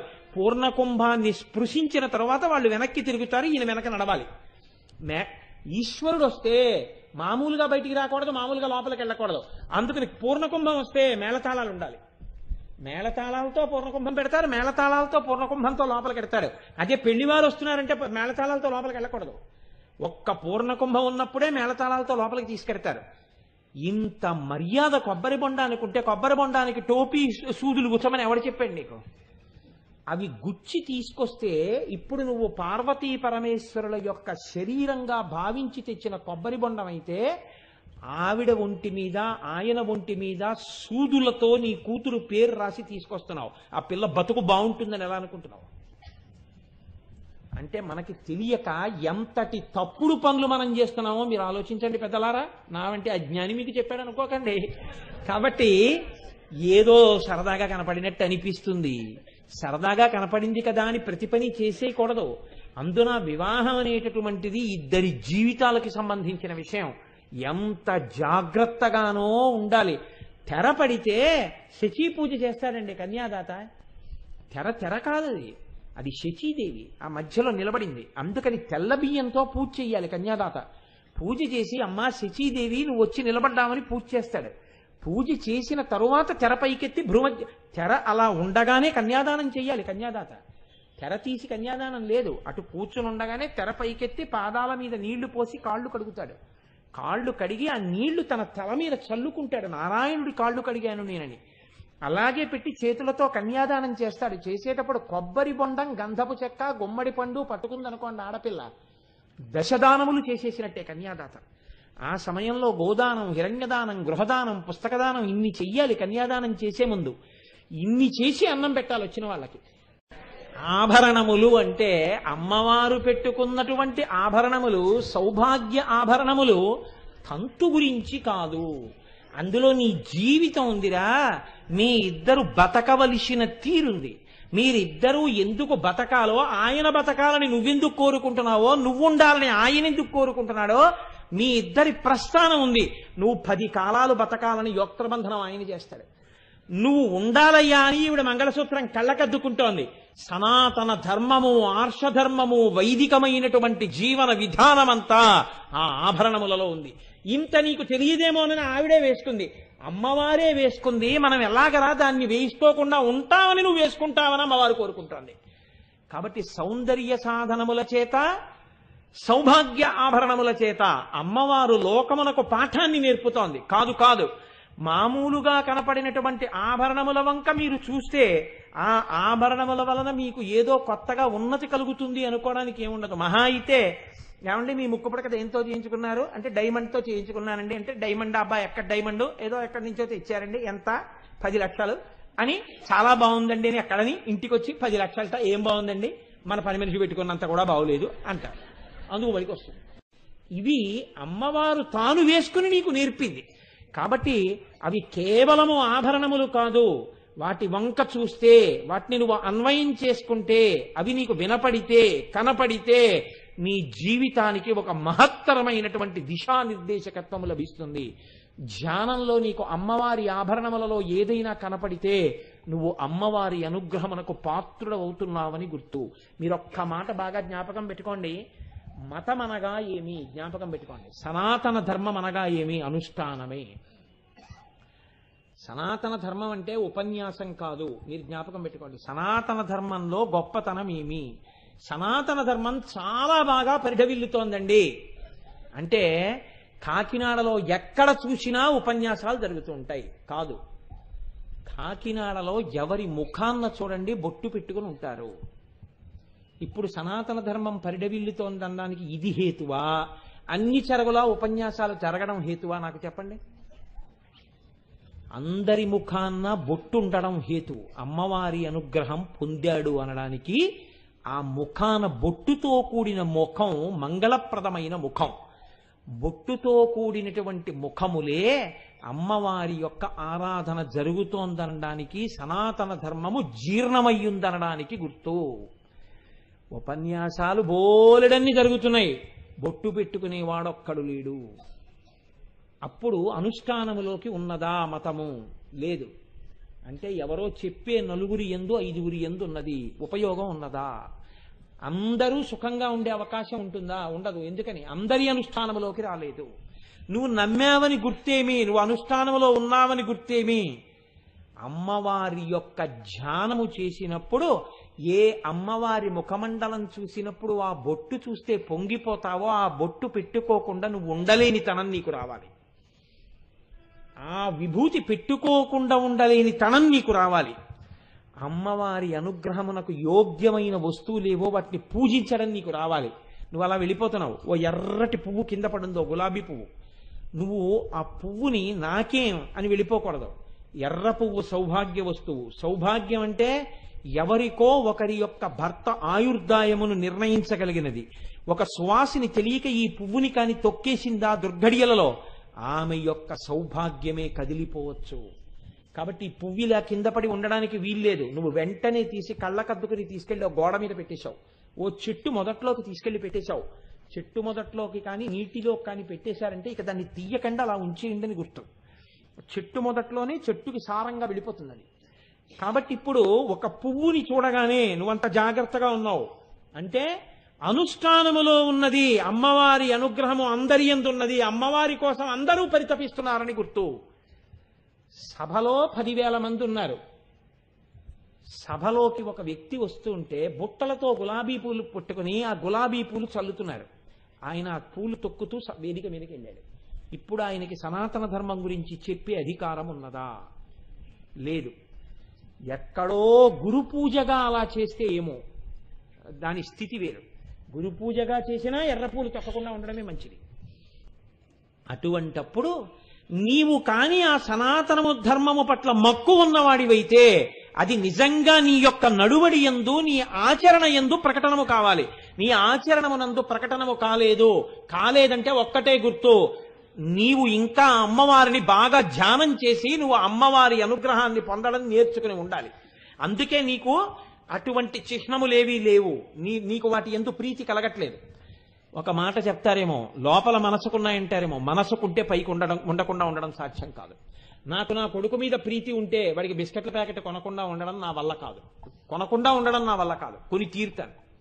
నా కొడుకుతో మాట్లాడకుండా ఉండడం నా వల్ల కాకుండా ఉండదు. నేను మాట్లాడి తీరుతాను. నాకు నిజంగా భక్తి ఉంటే సనాతన ధర్మము ఏవి ఉండి తీరాలని చెప్పిందో అవి నేను ఉంచుకోకుండా ఉండలేను. ఓ రుద్రాక్షమాల లేకుండా ముఖాన బొట్టు లేకుండా నేను తిరగలేను. అలా ఎందుకు తిరగలేను? నాకు సనాతన ధర్మం పట్ల మక్కువ ఉంది. ఇప్పుడు చెప్పండి, ఉపన్యాసం సనాతన ధర్మమా? మీరు ఆచరించడం సనాతన ధర్మమా? అందుకే సనాతన ధర్మమునందు సంఖ్యాబలంతో నిమిత్తం లేదు. ఎంతమందిని ఇందులోకి తీసుకొచ్చి జాయిన్ చేశాను దాన్ని బట్టి మోక్షం వస్తుందని సనాతన ధర్మంలో ఉండదు. సనాతన ధర్మంలో ఉన్నవాళ్ళు ఎంతమంది అభ్యున్నతిని పొందుతున్నారు, ఎంతమంది అనుష్ఠానంలోకి తెచ్చుకుంటున్నారు, అది అవసరం. కాబట్టి ఎవరికి చెప్తావు సనాతన ధర్మం గురించి? దాని మీద ఎవరికి తాపత్రయం ఉందో వాళ్ళకి చెప్పు. దాని మీద తాపత్రయం లేదు, మాకు అక్కర్లేదన్న వాడికి నువ్వు ఎందుకు బోధ చేస్తావు? వాడికి అదృష్టం లేని వాడు వెళ్ళిపోతాడు.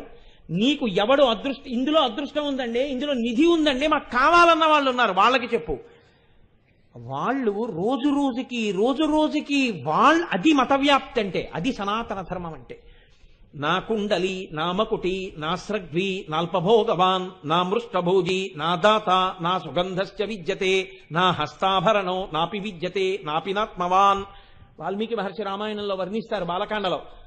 అయోధ్యలో బొట్టు పెట్టుకోనివాడు, చక్కటి ఎవరైనా ఇంటికొస్తే అన్నం పెట్టనటువంటి వాడు, తృప్తి లేనివాడు, వేదం చదువుకోనివాడు ఎవ్వడూ లేడు. లంకాపట్టణంలో అందరూ మదించిన వాళ్లే, ఐశ్వర్యం ఉన్నవాళ్లే, ఎవ్వడికి భగవద్భక్తి లేదు. అందరూ తాగుతూ ఉంటారు, అందరూ తిరుగుతూ ఉంటారు, అందరూ సుఖాలను అనుభవిస్తూ ఉంటారు. ఎవ్వడు సనాతన ధర్మమునకు సాత్విక బుద్ధితో కూడినటువంటి చిహ్నములతో ఉండడు. అలా ఉంటే లంక, ఇలా ఉంటే అయోధ్య, అంతే తేడా. కాబట్టి పరిఢవిల్లినది నీ అనుష్ఠానంలో ఉండాలి. నీ అనుష్ఠానంలో లేదు, నీకు అమ్మవారి అనుగ్రహం లేదు, అంతే గుర్తు. అది శిలాశాసనం, దానికి ఎదురు లేదంటే. దానికి ఇంకొక వక్రభాష్యం చెప్పే ప్రయత్నం చేశావా, నీది మెట్ట వేదాంతం అంతే. కాబట్టి ఇది నీ అనుష్ఠానంలోకి వస్తే ఆవిడ కాదు సర్వాభరణ భూషిత, నువ్వు సర్వాభరణ భూషిత. నీ యజ్ఞోపవీతాన్ని నువ్వు జాగ్రత్తగా ఉంచుకోవడం నీకు అలవాటైతే నీవు సర్వాభరణ భూషిత. నీ బొట్టు పట్ల నీకా మర్యాద ఉంటే నువ్వు సర్వాభరణ భూషిత. నీ మంగళసూత్రం మీద నీకా గౌరవం ఉంటే అమ్మవారిని నువ్వు సర్వాభరణ భూషిత అని పిలిచినట్టే. నీ గాజుల మీద నీకా శ్రద్ధ ఉంటే నువ్వు అమ్మవారిని సర్వాభరణ భూషిత అన్నట్టే. నీ చెవి కమ్మల మీద నీకా గౌరవం ఉంటే అమ్మవారిని సర్వాభరణ భూషిత అని పిలిచినట్టే.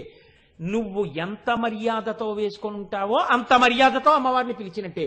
నువ్వు ఈ జపమంతా చేసి ఇవన్నీ పక్కన పెట్టేస్తే అనుష్ఠానములోనికి రాకుండా నువ్వు నోటితో ఎన్ని చెప్పినా నీది మెట్ట వేదాంతమే. నీకు అమ్మవారి కృప లేదు. నువ్వు ఎటువంటి వాడివి? పరమహంస అంటారు, శిథిల దేవాలయమునందు శంఖమూదిన వాడివి. అక్కడ అర్చన లేదు, అక్కడ శంఖం ఒకటే వినపడుతుంది. వెళ్ళినవాడు కూడా ఏమవుతాడో తెలుసా అండి, చివరికి ఎందుకు దేవరా ధూర్తుడా ఇది శిథిల దేవాలయం అని అడుగుతాడు. అక్కడికి వెళ్ళినవాడు కూడా పాడవుతాడు. సనాతన ధర్మమునకు పీట లేని చోటికి వెళ్ళకూడదు. సనాతన ధర్మమునకు పీట వేసి అనుష్ఠాన పర్యంతములోకి రావడం అన్నది అవసరం అవుతుంది. అందుకే ఎక్కడ చొక్కా బనీను విప్పి ఉత్తరీయం వేసుకోవాలో అక్కడ అలా వేసుకోవాలి. ఎక్కడ ఎలా ఉండాలో అలా ఉండాలి. అలా ఉంటేనే దాని గౌరవం. అలా నువ్వు ఉండలేనంటే నీకు సనాతన ధర్మం పట్ల మర్యాద లేదు. అలా ఉండగలిగితేనే, అలా ఉంటే తమ నెలవులు తప్పిన తమ మిత్రుడి శత్రులగుదురు తథ్యము సుమతి. నువ్వు ఎక్కడ ఎలా ఉండాలో అలా ఉండడానికి ఇష్టపడుతున్నావంటే వేద ప్రమాణాన్ని అంగీకరించావు. ఇది సర్వాభరణ భూషిత. అంతేగాని నువ్వు బాగా పెట్టుకున్నావమ్మా ఆభరణాలు ఎందుకు? నీ సర్టిఫికెట్ ఆవిడకి అవసరం ఏంటి? నువ్వు ఇచ్చినా ఇవ్వకపోయినా పెట్టుకుంటుంది ఆవిడ. ఆవిడే సమస్తం, ఇంకా ఆవిడికి ఆభరణాలు ఏమిటి అసలు? నీకు నేర్పుతోంది ఆవిడని గుర్తించు. కాబట్టి సర్వాభరణ భూషిత.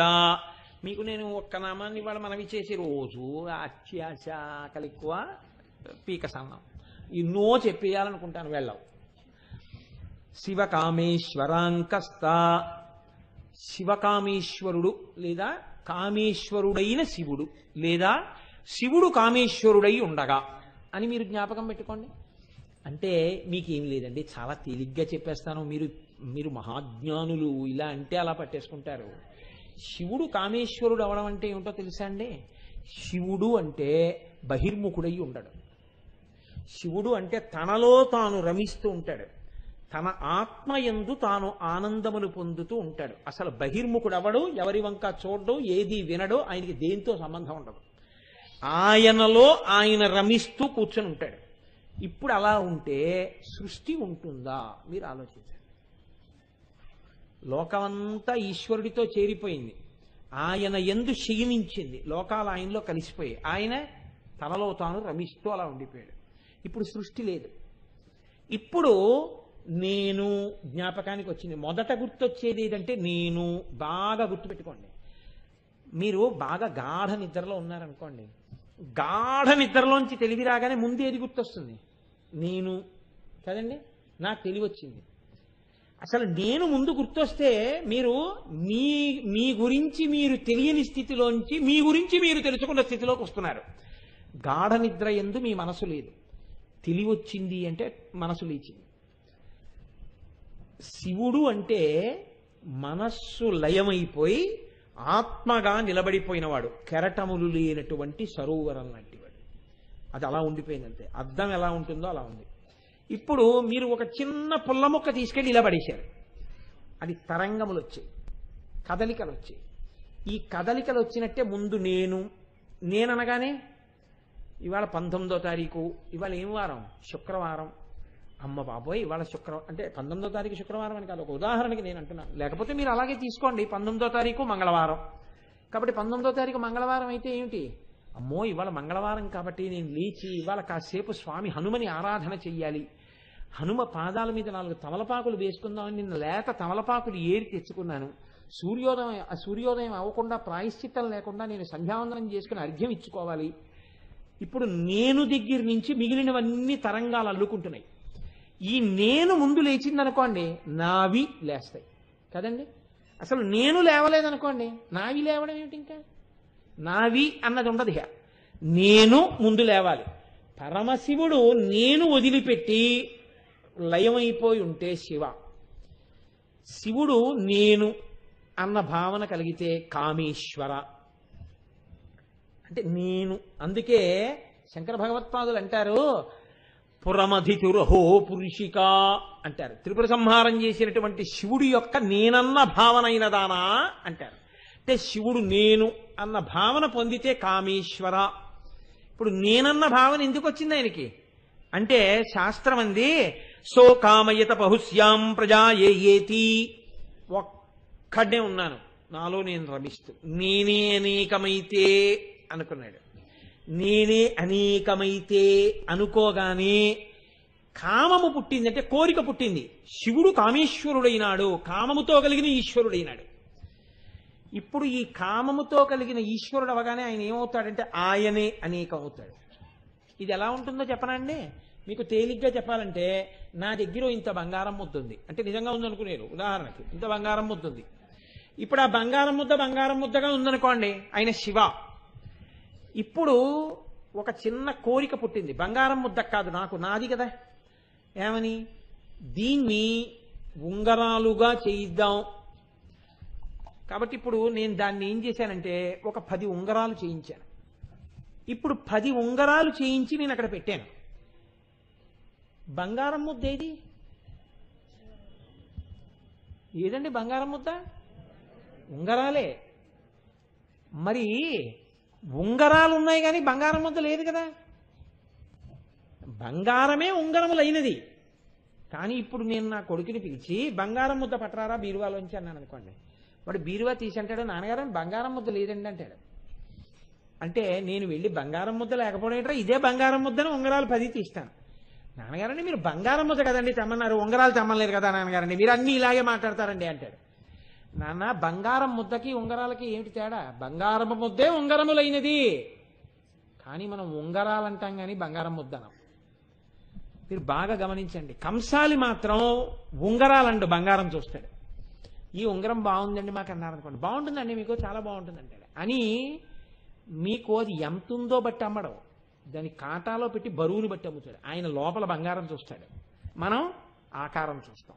నామము రూపము ఆ బంగారమే అయింది. బంగారమే ఉంగరం అన్న పేరుతో గుండ్రంగా అయింది. బంగారం లేకపోతే ఉంగరం వస్తుందా? రాదు.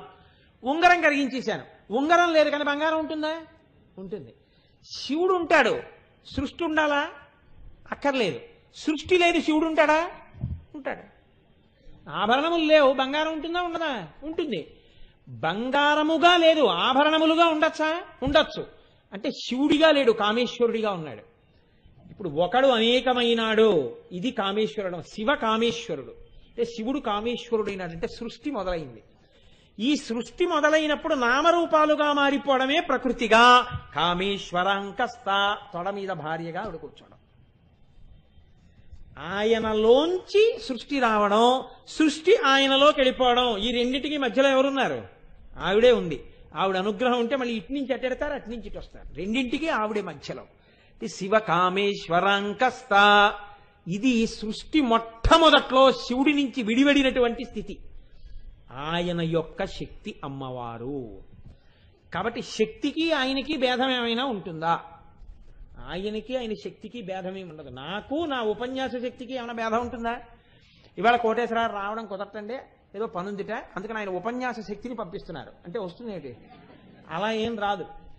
దొరగారి కార్యక్రమం అనుకోండి, కారంతా బాగుంది కోటేశ్వరరావు, ఇంజిన్ ఒక్కటే పని చేయట్లేదు, ఇలా కూర్చోండి రోజులాగే వెళ్ళిపోతున్నాం అనుకుని అలా కూర్చుందాం అని ఓ 10 నిమిషాలు ఇద్దరం కూర్చున్నాం అనుకోండి, ఎక్కడ ఉంటాం? ఇక్కడే ఉంటాం, గుళ్ళోనే ఉంటాం. ఎందుకు? కారేగా ఎక్కాను రోజు, మరి ఇవాళ కారు ఎందుకు వెళ్ళటం లేదు?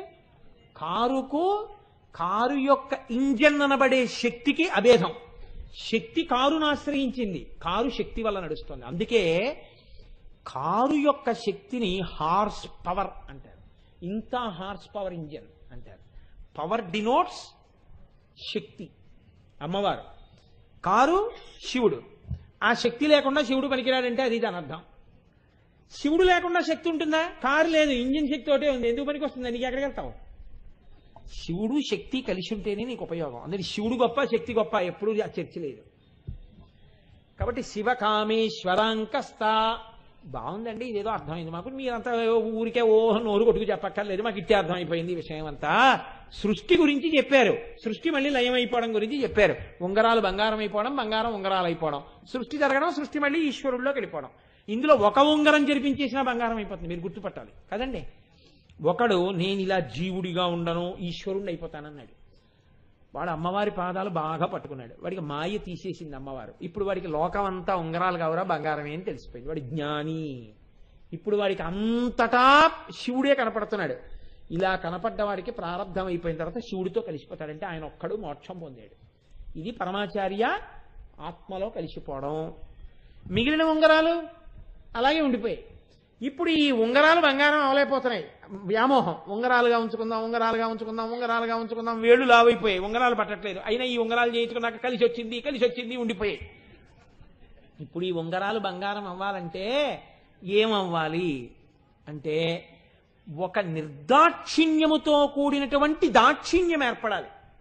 ఏంటే నీ వెర్రి, పిచ్చా వెర్రా, ఇంతకన్నా గొప్ప విషయం చెప్పనా? ఇప్పుడు నీకు వేళ్లు లావైపోవడానికి ఏ అనారోగ్యం కారణమైందో అది తగ్గిపోవాలంటే రుద్రాక్షలు ఇంతంత లావి బంగారంతో చుట్టించుకుంటే తగ్గుతుంది. చాలే నువ్వు నీ సెంటిమెంటు అని కొడుకు బలవంతంగా ఉంగరాలు పట్టుకెళ్ళి కరిగించేయాలి. తనని పొందలేని పూసల దగ్గరికి ఈశ్వరుడే మైనంగా వచ్చి అంటించేసుకోవాలి. అప్పుడు మిగిలిన వాళ్ళు పొందేస్తారు. అప్పుడు వచ్చి అంటించుకోవడం అన్నది శక్తి. ఆ శక్తి మహాప్రళయంలోనూ అమ్మవారే ఉంది, ఒక వ్యక్తి మోక్షంలోనూ అమ్మవారే ఉంది. శివకామేశ్వరాంకస్త. ఇది బాగుందండి, మీరు చెప్పింది ఏదో చాలా బాగా అర్థమైంది మాకు.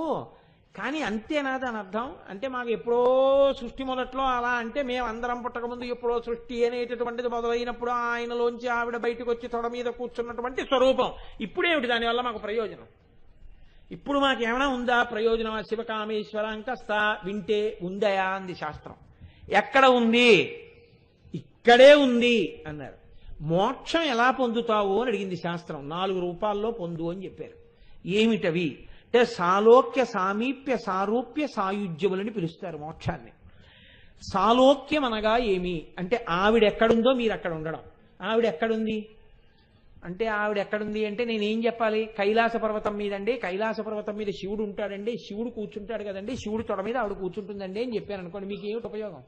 మీరు కైలాస పర్వతానికి వెళ్ళేది లేదు, నందీశ్వరుడు వదిలేది లేదు, ఆయన తొడ మీద ఆవిడ కూర్చుండగా మీరు చూసేది లేదు. అది కాదు.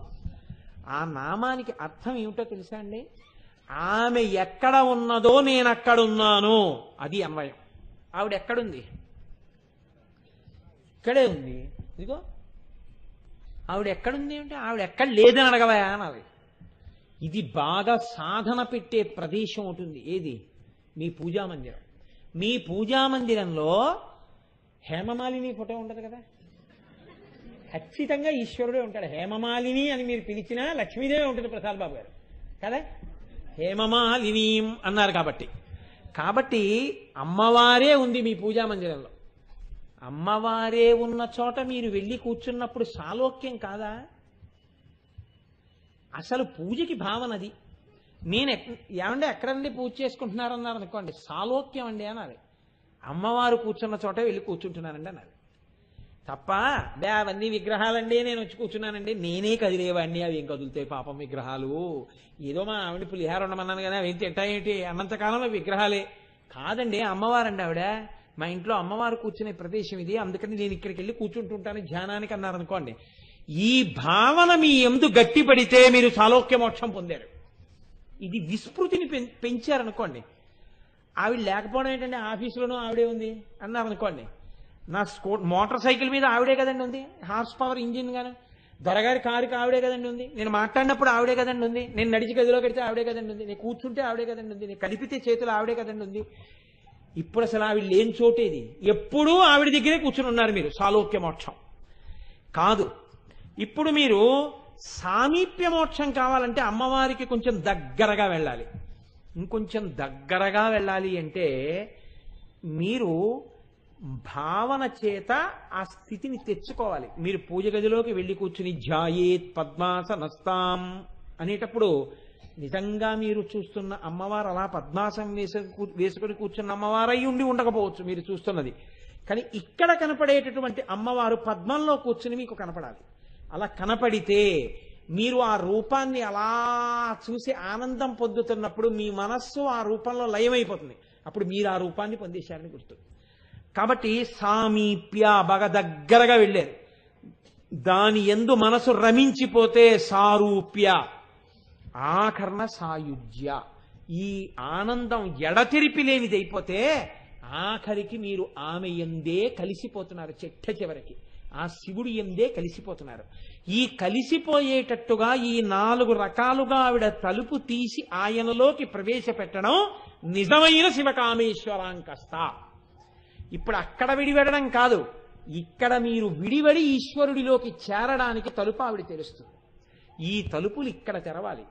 తెరవాలంటే అప్పటి వరకు ఏమంటున్నాడు, ఇది మా పూజ గదండి అంటున్నాడు. పూజ గది కాదయా, మా ఇంట్లో మా కులదేవత మా అమ్మవారు ఇక్కడ ఉంటుందండి అని చెప్పు. ఇక్కడ ఏంటండి ఈ గది అని అడిగారు అనుకోండి, ఇది చిల్డ్రన్స్ బెడ్రూమ్ అండి అంటే ఏమిటండి అని అడిగారు అనుకోండి, మా పిల్లలు ఇక్కడ పడుకుంటారు. ఇదేమిటండి అని, మాస్టర్ బెడ్రూమ్. మాస్టర్ బెడ్రూమ్ అంటే మీకు పాఠాలు చెప్పిన మాస్టర్ పడుకుంటారా అండి? కాదు కాదు కాదు, మాస్టర్, నేనే మాస్టర్. అసలు ఆ మాటే తప్పండి. You are not the master of your house. There is somebody who is the master of your house. The master of the house is sitting on the throne. సింహాసనం మీద కూర్చుంటాడు మాస్టర్. నీ పూజ గది అంతేగాని ఇది మాస్టర్ బెడ్రూమ్ ఏమిటి? ఆ బుర్ర బెడ్రూమ్లో మాస్టర్ పడుకుంటే చూసేవాడేవాడు. కాబట్టి ఇంకొక మాటలో చెప్పాలంటే యజమాని నీ ఆ గృహస్థు నిద్రించు గది. కాబట్టి గృహస్థు నిద్రపోతాడంటే ఎవరు నిద్రపోతాడు? ఈయన నిద్రపోతుంటాడు ఆ గదిలో. ఇదేమిటండి అంటే మేమందరం ఇక్కడ కూర్చుంటుంటామండి, టీవీలో తాదాత్మ్యత పొందేటటువంటి గది. పూజ గది దగ్గరికి వెళ్ళి ఓ చిన్నది ఉంటుంది అనుకోండి, ఓ చిన్న గూడు గ్యాస్ స్టవ్ కింద ఉంటుంది. పోనీ పెద్దలు కొంచెం అదేంటి అదృష్టం ఉన్నవారు కాస్త గది కట్టించుకుంటూ ఉంటారు. అంటే అదృష్టం అంటే ఐశ్వర్యం ఉన్న వాళ్ళందరికీ పూజ గదులు ఉంటాయని మీరు అనుకోకండి. పెద్ద పెద్ద బెడ్రూమ్స్ ఉంటాయి, గోడ మీద అర్థం లేని పెయింటింగ్లు ఉంటాయి, పూజ గది మాత్రం ఉండదు. ఎందుకన్నారనుకోండి, వాస్తు ఒప్పుకోలేదండి అంటాడు.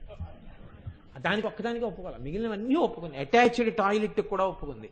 పూజ గదికి ఆ ఇంట్లో వాస్తు ఒప్పుకోలేదు అంటే ఆయన అదృష్టం అదే, ఆయన భావన సంస్కారం అంత గొప్పది. ఇది నా పూజ గదండి అన్నాడు అనుకోండి, ఏదో తప్పు ఉందన్నమాట. పూజ గది కాదు, మా అమ్మవారి ఈ గదిలో ఉంటుందండి, మా ఆరాధ్య దైవమైనటువంటి పార్వతీ పరమేశ్వరులు ఈ గదిలో ఉంటారు అని నేను అన్నాను అనుకోండి, ఇప్పుడు నేను మొదటి మార్కు వచ్చేసింది నాకు. అంటే సాలోక్యము. నాతో పాటు నా ఇంట్లో ఈశాన్యంలో ఒక గదిలో ఈశ్వరుడు కూడా ఉంటున్నాడు. నా ఇంటి అభ్యున్నతి ఆయన చూస్తూ ఉంటాడు, ఆయన నిర్వహిస్తూ ఉంటాడు. ఆ మాట, ఆ భావన నాకు కలగగానే, నాకు ఆ భావన ఉంది బట్టి కదండి ఇక్కడ మా అబ్బాయి పడుకుంటాడండి, ఇక్కడ నేను మా ఆవిడ పడుకుంటుంటామండి, ఇక్కడేమో మా అమ్మాయి అల్లుడు పడుకుంటారండి, అందుకని 2 బెడ్రూమ్స్ కట్టానండి అన్నావు. మరి ఇక్కడ ఈశ్వరుడు ఉంటాడండి అని ఎందుకనో, ఇక్కడ ఈశ్వరుడు ఉంటాడండి అన్నారు అనుకోండి, ఆ తర్వాత అంతటా ఉన్నాడు అందుకని, ముందక్కడ ఇక్కడ ఉన్నాడని. సాలోక్య, ఆయనకంటూ ఓ గది ఉంది, ఆ లోకంలోకి నువ్వు వెళ్ళావు. ఆ తర్వాత ఇప్పుడు నువ్వు అసలు ఆ గదిలోకి వెళ్ళడం సామీప్య, దగ్గరికి వెళ్ళావు. వెళ్ళి కూర్చున్న తర్వాత దాన్ని ధ్యానం చేస్తూ కూర్చున్నావు. ఇప్పుడు అది పూజ గది, అక్కడ పరమేశ్వరుడున్నాడు అనేటప్పటికే నేను మాస్టర్ బెడ్రూమ్లో ఉన్నానన్నా అప్పుడప్పుడు బయటికి వచ్చినట్టే ఆయన బయటికి వస్తుంటాడు నన్ను రక్షించడానికి. ఎవడైనా నన్ను బాధ పెట్టేవాడు వస్తే ఆయన బయటికి వచ్చి అంటుంటాడు అనుకున్నారనుకోండి. ఆయన బయటికి వస్తుంటారు కాబట్టి ఇంట్లో పనికిమాలిన వస్తువులు మీరు పెట్టలేరు. ఏ ఫోటోలు పడితే ఆ ఫోటోలు పెట్టగలరేంటి? ఆయన వస్తుంటారండి బాగుండదని చెప్పి ఇంట్లో అన్ని భగవన్మూర్తులే పెడతారు. కాబట్టి మెల్లమెల్లగా మారుతుంది ప్రక్రియ. సాలోక్య, సామీప్య, సారూప్య, ఆయన ఎలా ఉంటాడో అలా ఉండే ప్రయత్నం మీకు వస్తుంది. మీరు ఆ ప్రీతి చేత విభూతి పెట్టుకుని, బొట్టు పెట్టుకుని, రుద్రాక్షలేసుకుని, ఓ ధావళి కట్టుకుని, ఆ ధ్యానం చేసుకుని, ఆ జపం చేసుకుని, మీరు కూడా ప్రశాంతంగా ఉండి అది తెలుసుకుని నలుగురికి చెప్పి మీరు సంతోషంగా ఉండి మీరు ప్రసన్నంగా ఉండడం మీకు రావడం మొదలు పెడుతుంది. సాయుజ్య, ఈ భావనా పరంపర పెరగగా పెరగగా పెరగగా పెరగగా ఎక్కడికి వెళ్ళినా ఏది చేస్తున్నా లోపల ఆ అమ్మవారు అయ్యవారు అలా నిలబడే ఉంటారు. ఈ భావన అన్నది అలా కొనసాగుతూనే ఉంటుంది. కొనసాగుతూ ఉండగా ఉండగా ఉండగా ఉండగా ఊపిరాగిపోయింది. ఇప్పుడు ఆయన ఎక్కడున్నాడు? సాయుజ్య, అందులో కలిసిపోయి ఉన్నాడు. కాబట్టి ఎందులోకి వెళ్ళిపోతాడు? అందులోకి వెళ్ళిపోయాడు. కాబట్టి ఇప్పుడు శివ కామేశ్వరాంకస్థ ఆ నామం నీకెలా ఉపయోగపడుతుంది? నీవు అన్వయం చేసుకుని నిన్ను నువ్వు ఉద్ధరించుకోవడానికి మొదలు పెడితే. కాబట్టి నీకేం తెలుస్తుంది? ఉరే నేను పనికి మాలిన వాడిని కానరా, నేను ఉంగరాన్ని, నాలో బంగారమే ఉంది. లోపల ఉన్న ఆత్మ ఈశ్వరుడే, స్ఫురణశక్తి అంతా ఈశ్వరుడే. ఈశ్వరుడు ఉన్నాడు రా లోపల, అది నేను. ఈ పైది నేను కాదు, ఇది చొక్కా వేసుకున్నవాడు లోపల ఉన్నాడు, వాడు నేను. వాడు ఎక్కడికి పోడు. ఇంకా మృత్యు భయం ఏంటి? ఇక భయం లేదు, వాడికి మృత్యువే లేదు. వాడు తడపబడడు, వాడు కాల్చబడడు, వాడు నేను. ఈ ధైర్యం రావాలి, ఈ పూనిక రావాలి, ఇందులోకి ప్రవేశం రావాలి. ఇది ఇయ్యగలిగినటువంటి నామము, ఈ జ్ఞానము మీ యందు కల్పించగలిగినటువంటి నామము శివకామేశ్వరాంకస్థ. కాబట్టి పైకి సృష్టిని చెప్తుంది, లోపల మనం పొందవలసినటువంటి వస్తువుని పొందవలసినటువంటి రీతిని చెప్తుంది. ఇవన్నీ ఏమిటో తెలుసా అండి? మీరు పైన విన్న నామముల యొక్క సింహావలోకనము మళ్ళీ ఒక్కసారి అలా వినడం. ఎక్కడి వరకు? శివా స్వాధీన వల్లభ, అక్కడి నుంచి ఇంకా మారడం మొదలు పెడుతుంది. అత్యద్భుతం. ఇక దాన్ని ఏమంటారంటే వైభవలహరి అంటారు. అంటే ఇంకక్కడి నుంచి అమ్మవారి వైభవం తెలియడం మొదలవుతుంది. ఇది విన్నారనుకోండి, ఉత్తర క్షణంలో మీకు ప్రయోజనాల్ని చేకూర్చగలిగినదై ఉంటాయి ఆ నామాలు. కాబట్టి రేపు శివ ఎందుకయింది, స్వాధీన వల్లభ ఎందుకయింది, ఈ విశేషాల్ని, ఆ తర్వాత కొన్ని నామాల్ని అమ్మవారు నా చేత పలికించి నన్ను ధన్యుడను చేయుగాక అని తల్లి పాదములు పట్టి ప్రార్థన చేస్తూ, నిన్నటి రోజున శివకామేశ్వరాంకస్థ అన్న నామం గురించి చెప్తూ నేను బాహ్యంలో ఆ నామము యొక్క అర్థాన్ని, దాని లోపల ఉండేటటువంటి విషయాన్ని విపులీకరణ చేస్తూ శంకర భగవత్పాదులు చెప్పినటువంటి మాటని అనుసంధానం చేస్తూ ఒక మాట చెప్పాను. కతిచన చిదానందలహరీం అంటారు శంకరాచార్యుల వారు. ఆ కతిచన చిదానందలహరీం అన్నంలో దాన్ని మనం లోపలికి ఎలా అనుసంధానం చేసుకుని ఆ భగవంతుని యొక్క దర్శనాన్ని, ఆ అనుభూతిని, ఆ అద్వైతానుభూతిని ఇక్కడ పొందవలసి ఉంటుంది అన్నదాని గురించి మీతో ప్రస్తావన చేసి ఉన్నాను. ఇవాళ అమ్మవారిని శివ అని పిలుస్తారు. శివ అండంలో మీరు ఒకటి గమనించండి, ఆయన పేరు శివ, ఆవిడ పేరు శివ. శివ అంటే ఏ అర్థమో శివ అన్నప్పుడు కూడా అదే అర్థం వస్తుంది, అంతకన్నా పెద్ద అర్థం ఉండదు పైకి చూస్తే. శివ అంటే మంగళప్రదుడు అని అర్థం. మంగళములలో కన్నింటికన్నా గొప్ప మంగళం ఏది అంటే ఒంట్లో ప్రాణం ఉండడమే మంగళం.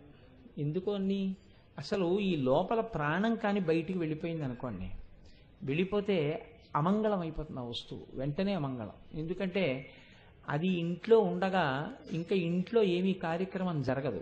అది వెళ్ళిపోయిన 11 రోజులు కూడా జరగదు. అది వెళ్ళిపోయిన ఏడాది వరకు శ్రాద్ధం చేసిన కర్త కొండెక్కడు, పీటల మీద కూర్చుని నోములు వ్రతాలు చెయ్యడు. కాబట్టి ఇంటికి తోరణం ఉండదు. అమంగళం అంటే ఏది అంటే ప్రాణం వెళ్ళిపోవడమే. కాబట్టి ఇప్పుడు శరీరంలో ప్రాణం ఉండి చూడగానే శుభప్రదంగా శోభనప్రదంగా ఉండి ఏమండి బాగున్నారా అని అనిపించుకోవడమే మంగళం. ఈ మంగళమునకు హేతువేది మీరు చెప్పండి. ప్రాణం ఉన్నది అంటే ప్రాణం పోయిన వాళ్ళందరూ ప్రాణం ఉంచుకోవడం చేతకాక పోగొట్టుకుంటున్నారా? కాదు. కాబట్టి ప్రాణం పోవడం అనేటటువంటిది కేవలముగా ఒకరి యొక్క అసమర్థత చేత పోదు, ఈశ్వర శాసనం చేత శరీరం పడిపోతుంది. కాబట్టి ఏ ఈశ్వర శాసనం చేత శరీరం పడిపోతోందని మీరు అంగీకరిస్తున్నారో ఆ ఈశ్వర శాసనము చేతనే శరీరము నిలబడుతోందని కూడా మీరు అంగీకరించవలసి ఉంటుంది. ప్రాణ అపాన వ్యాన ఉదాన సమాన నాగ కూర్మ కృకర ధనంజయ దేవదత్తములనేటటువంటి 10 వాయువుల రూపంలో ఈశ్వరుడు ఈ శరీరము లోపల జరిగేటటువంటి సమస్త వ్యాపారములను చక్కపెడుతూ ఉంటాడు. దీనికి ఆకలేస్తే ఆకలేస్తోందని చెప్పడం, దీనికి నీరు తగ్గితే దాహం వేస్తోందని చెప్పడం, దీనికి అలిసిపోయిందయా దీనికి కాసేపు నిద్రపుచ్చు అని పడుకోమ్మని చెప్పడం, ఆవలింత రూపంలో చెప్తుంటాడు, ఆకలి రూపంలో అన్నం పెట్టమని చెప్తాడు, దాహం రూపంలో నీరు పొయ్యమని చెప్తాడు, 10 వాయువుల రూపంలో ఆయనే దీన్ని నిర్వహణ చేస్తూ ఉంటాడు. కాబట్టి ఇలా నిర్వహణ చేసేటటువంటి వాడు మీ కంటికి కనపడాలనేం లేదు. కంటికి కనపడకుండా అన్నిటినీ చక్కపెడుతూ ఉంటాడు. ఆ పదార్థం కంటికి కనపడడానికి జ్ఞాననేత్రం ఇచ్చుకోవాలి తప్ప బాహ్యమైన మాంసనేత్రంతో చూడడానికి అవకాశం ఉండదు అటువంటి తత్వాన్ని. అటువంటి మంగళప్రదమైన తత్వం ఏదుందో లోకంలో దాని పేరు శివ. అది శివ అయినప్పుడు ఆయన యొక్క భార్యగా ఆవిడ కూడా శివ, మంగళప్రదురాలు కాదు. ఆయన శుభప్రదుడు. పరమశివుడి యొక్క దర్శనం, శివనామం మనకి మంగళప్రదములై శోభనాన్ని చేకూరుస్తాయి. అందుకే పవి పుష్పంబగు అగ్ని మంచగు నాకోపారం భూమి స్థలంబగు శత్రుండతిమిత్రుడౌ విషము దివ్యాహారమౌ నెన్నగా అవనీమండలి లోపలం శివ శివేచ్ఛాభాషణోల్లాసకిన్ శివా నీ నామము సర్వవస్యకరమౌ శ్రీకాళహస్తీశ్వర. శివా అన్న నామము సర్వవస్యకరమౌ, అన్ని వేళలా అవసరమే అంటాడు ధూర్జటి. అంత పరమపావనమైనటువంటి శివనామం ఏదుందో అది మంగళములను చేస్తుంది, శుభప్రదమై ఉంటుంది. అసలు ఆయన వంక చూడడమే శుభం. శివలింగాన్ని చూడడం కానీ శివమూర్తిని చూడడం కానీ శుభప్రదమై ఉంటాయి. కాబట్టి శివ ఆమె దర్శనం కూడా మంగళప్రదమే. లేవగానే ఒక సువాసిని చూడడం కూడా అమ్మవారిని చూడడంతో సమానమే. అందుకని ఈ శాస్త్రంలో ఒక చోట అయితే ఏమంటారంటే చాలా మంచి శకునం ఏది అంటే భార్య ముఖం చూడు నిద్రలేవడమే. ఎందుకంటే ఆమె యందు లక్ష్మి ఉన్నది. మీకు కన్యాదానం చేసినప్పుడు ఆవిడ్ని లక్ష్మిగా మీకు కన్యాదానం చేశారు. తన భార్య ముఖం చూసి నిద్రలేస్తే లక్ష్మీదేవి ముఖం చూసి నిద్రలేవడంతో సమానం. సరికదా? ఇంట్లో ఎదురుగుండా చక్కగా ఒక పార్వతీ పరమేశ్వరుల యొక్క మూర్తి ఉండి, లేదా లక్ష్మీనారాయణులై ఉండొచ్చు, నేనేమి దానికి ఒక్క పార్వతీ పరమేశ్వరుల మూర్తి ఉండాలి అని మాత్రమే నేను ప్రతిపాదన చేయట్లేదు. అది పార్వతీ పరమేశ్వరులు కావచ్చు, లక్ష్మీనారాయణులు కావచ్చు, వేదం అంగీకరించినటువంటి స్వరూపమై ఉండాలి తప్ప అవైదికమైనటువంటి స్వరూపములు మాత్రం అయి ఉండకూడదు. అంటే ఇవాళ గమ్మత్తు ఏమైపోయిందంటే వేదంలో లేని గాయత్రులు అవైదికమైన మూర్తులకి కూడా కలిపేస్తున్నారు. కలిపేసి కొత్త కొత్త గాయత్రులు కనిపెట్టి చెప్పేస్తున్నారు. నేను చెప్తున్నది అటువంటి వాటి గురించి ప్రస్తావన నేను చేయట్లేదు. నేను చెప్తున్నది కేవలం వైదిక మూర్తుల గురించి మాత్రమే మాట్లాడుతున్నాను. చంద్రశేఖర పరమాచార్య వంటి మహాపురుషులందరూ ఏ మార్గాన్ని అనుసరించి మాట్లాడారో నేను కూడా వారి పాదముల యొక్క ముద్రలలో కళ్ళకద్దుకుని మాట్లాడుతున్నాను తప్ప నేను ఎట్టి పరిస్థితుల్లోనూ అవైదికమైన మాటల గురించి కానీ, అవైదికమైనటువంటి ప్రసంగాల గురించి కానీ, అవైదికమైన ధోరణుల గురించి కానీ నేను సమర్థించలేను, నేను మాట్లాడలేను. అది నా వల్ల కాదు. ఈ జన్మకది కుదరదు. ఎందుకంటే నా సప్తధాతువుల్లో జీర్ణమైపోయింది అలా. కాబట్టి నేను చెప్తున్నది వైదిక మూర్తి. ఒక పార్వతీ పరమేశ్వరుడు, ఒక లక్ష్మీనారాయణులు, ఒక గాయత్రి మాత, ఇటువంటి మూర్తుల వంక మీరు చూసి నిద్ర లేవడం, ఆ మూర్తుల యొక్క దర్శనం చెయ్యడం మీకు మంగళప్రదమై ఉంటుంది.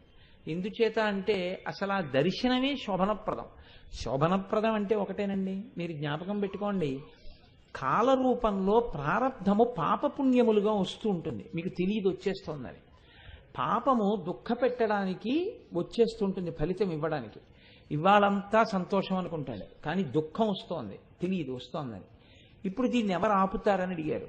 కేవలము లేవగానే మీరు మొదట చూసింది శోభస్కరమైనటువంటి దర్శనం అయితే మీరు గుండెలు బాదుకుని ఏడవలసినటువంటి అవసరం లేకుండా దాన్ని తగ్గించేస్తారు. అది అందుకే ఇంద్రియముల యొక్క వ్యాపారము కంటితో మొదలవుతుంది. కంటి వ్యాపారము దేనితో మొదలవ్వాలి అంటే పరమ భద్రమైన మూర్తి దర్శనంతో ప్రారంభం కావాలి. మనస్సుకి మీరు అలవాటు చేస్తే మనస్సు దానికి అలవాటు పడుతుంది, కన్ను విప్పదు. నేను మీకు నిన్నటి రోజున చెప్పాను, ముందు నేను అన్నదాన్ని అనుసంధానం చేస్తుంది మనసు నిద్ర లేస్తున్నప్పుడు. నేను అన్న భావన రాగానే మీరు దానికి అలవాటు చేసేసారనుకోండి, 5 అలారం ఎలా కొడుతుందో నేను రాగానే అది అంటుంది తెరవకు. కళ్ళు తెరిచే ముందు తల ఇటు తిప్పు. నువ్వు పడుకుంటున్నప్పుడు ఎప్పుడూ కూడా ఉత్తర దిక్కును చూస్తూ పడుకుంటావు. ఒక ఉదాహరణకి చెప్తున్నాను. ఉత్తర దిక్కుకు చూస్తూ పడుకుంటావు. ఉత్తర దిక్కుకు చూస్తూ పడుకుంటావు కాబట్టి నీ తల కొద్దిగా ఇలా కుడిపక్కకి తిప్పితే ఉత్తరానికి తూర్పుకి మధ్యలోకి వచ్చినటువంటి ఈశాన్య దిక్కున పార్వతీ పరమేశ్వరుల యొక్క మూర్తి ఉన్నది. నీ తల ఇలా కొద్దిగా తిప్పి కళ్ళు విప్పు, నీ దృష్టి మొదట దాని మీద పడుతుంది అని చెప్తుంది. చెప్తే మీకు తెలియకుండానే మీరేం చేస్తారంటే మీ కళ్ళు విప్పకుండా అలా తిప్పి కళ్ళు విప్పుతారు.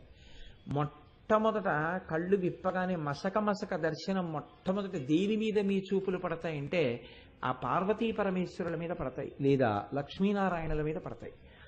అలా పడడం వల్ల ఏమవుతుంది అంటే అది మీకు శుభప్రదమై శోభనప్రదమై మిమ్మల్ని రక్షించగలిగినటువంటి దర్శనం అవుతుంది. ఆ రోజు జరిగేటటువంటి కార్యక్రమాలు మిమ్మల్ని పరమ ప్రమాదకరమైనటువంటి ధోరణుల వైపుకి తీసుకెళ్ళనివై ఉంటాయి. కేవలము దర్శనము చేత అటువంటి స్వరూపాలు అంత భద్రమైనవై ఉంటాయి. కాబట్టి ఆమె శుభప్రదురాలు కాదు. అసలు రహస్యం ఏమిటో మీకు ఇప్పుడు చెప్తున్నాను.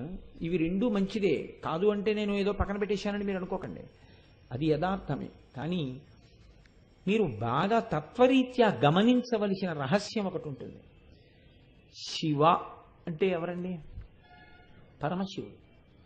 పరమశివుడు అని నేను అన్నప్పుడు మీకు వెంటనే మగాయన గుర్తొస్తారా, ఆడావిడ గుర్తొస్తుందా? అది నేను ఏం పెద్ద ప్రశ్న ఏం వేయట్లేదండి. మీరు మామూలుగా చెప్పచ్చు జవాబు. వీడు దీనివల్ల ఏమైనా పీకట్టుకుంటాడేమో అని మీరేం భయపడిపోక్కర్లేదు. నేను శివ అన్నప్పుడు మీకు ఎవరు జ్ఞాపకం వస్తారమ్మా? పురుషుడా స్త్రీయా అమ్మా? అది శివుడే. పురుషుడా స్త్రీయా? పురుషుడే కదా. ఆ తల్లి ధైర్యంగా చెప్పారు. పురుషుడు జ్ఞాపకానికి వస్తాడు. శివ అన్నప్పుడు వాకి దీర్ఘం లేదు. వాకి దీర్ఘం లేకుండా శివ అన్నప్పుడు పురుషుడు జ్ఞాపకానికి వస్తాడు.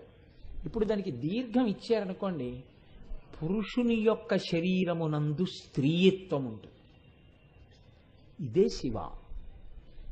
శివ అవడం అంటే ఏమిటో తెలుసా అండి?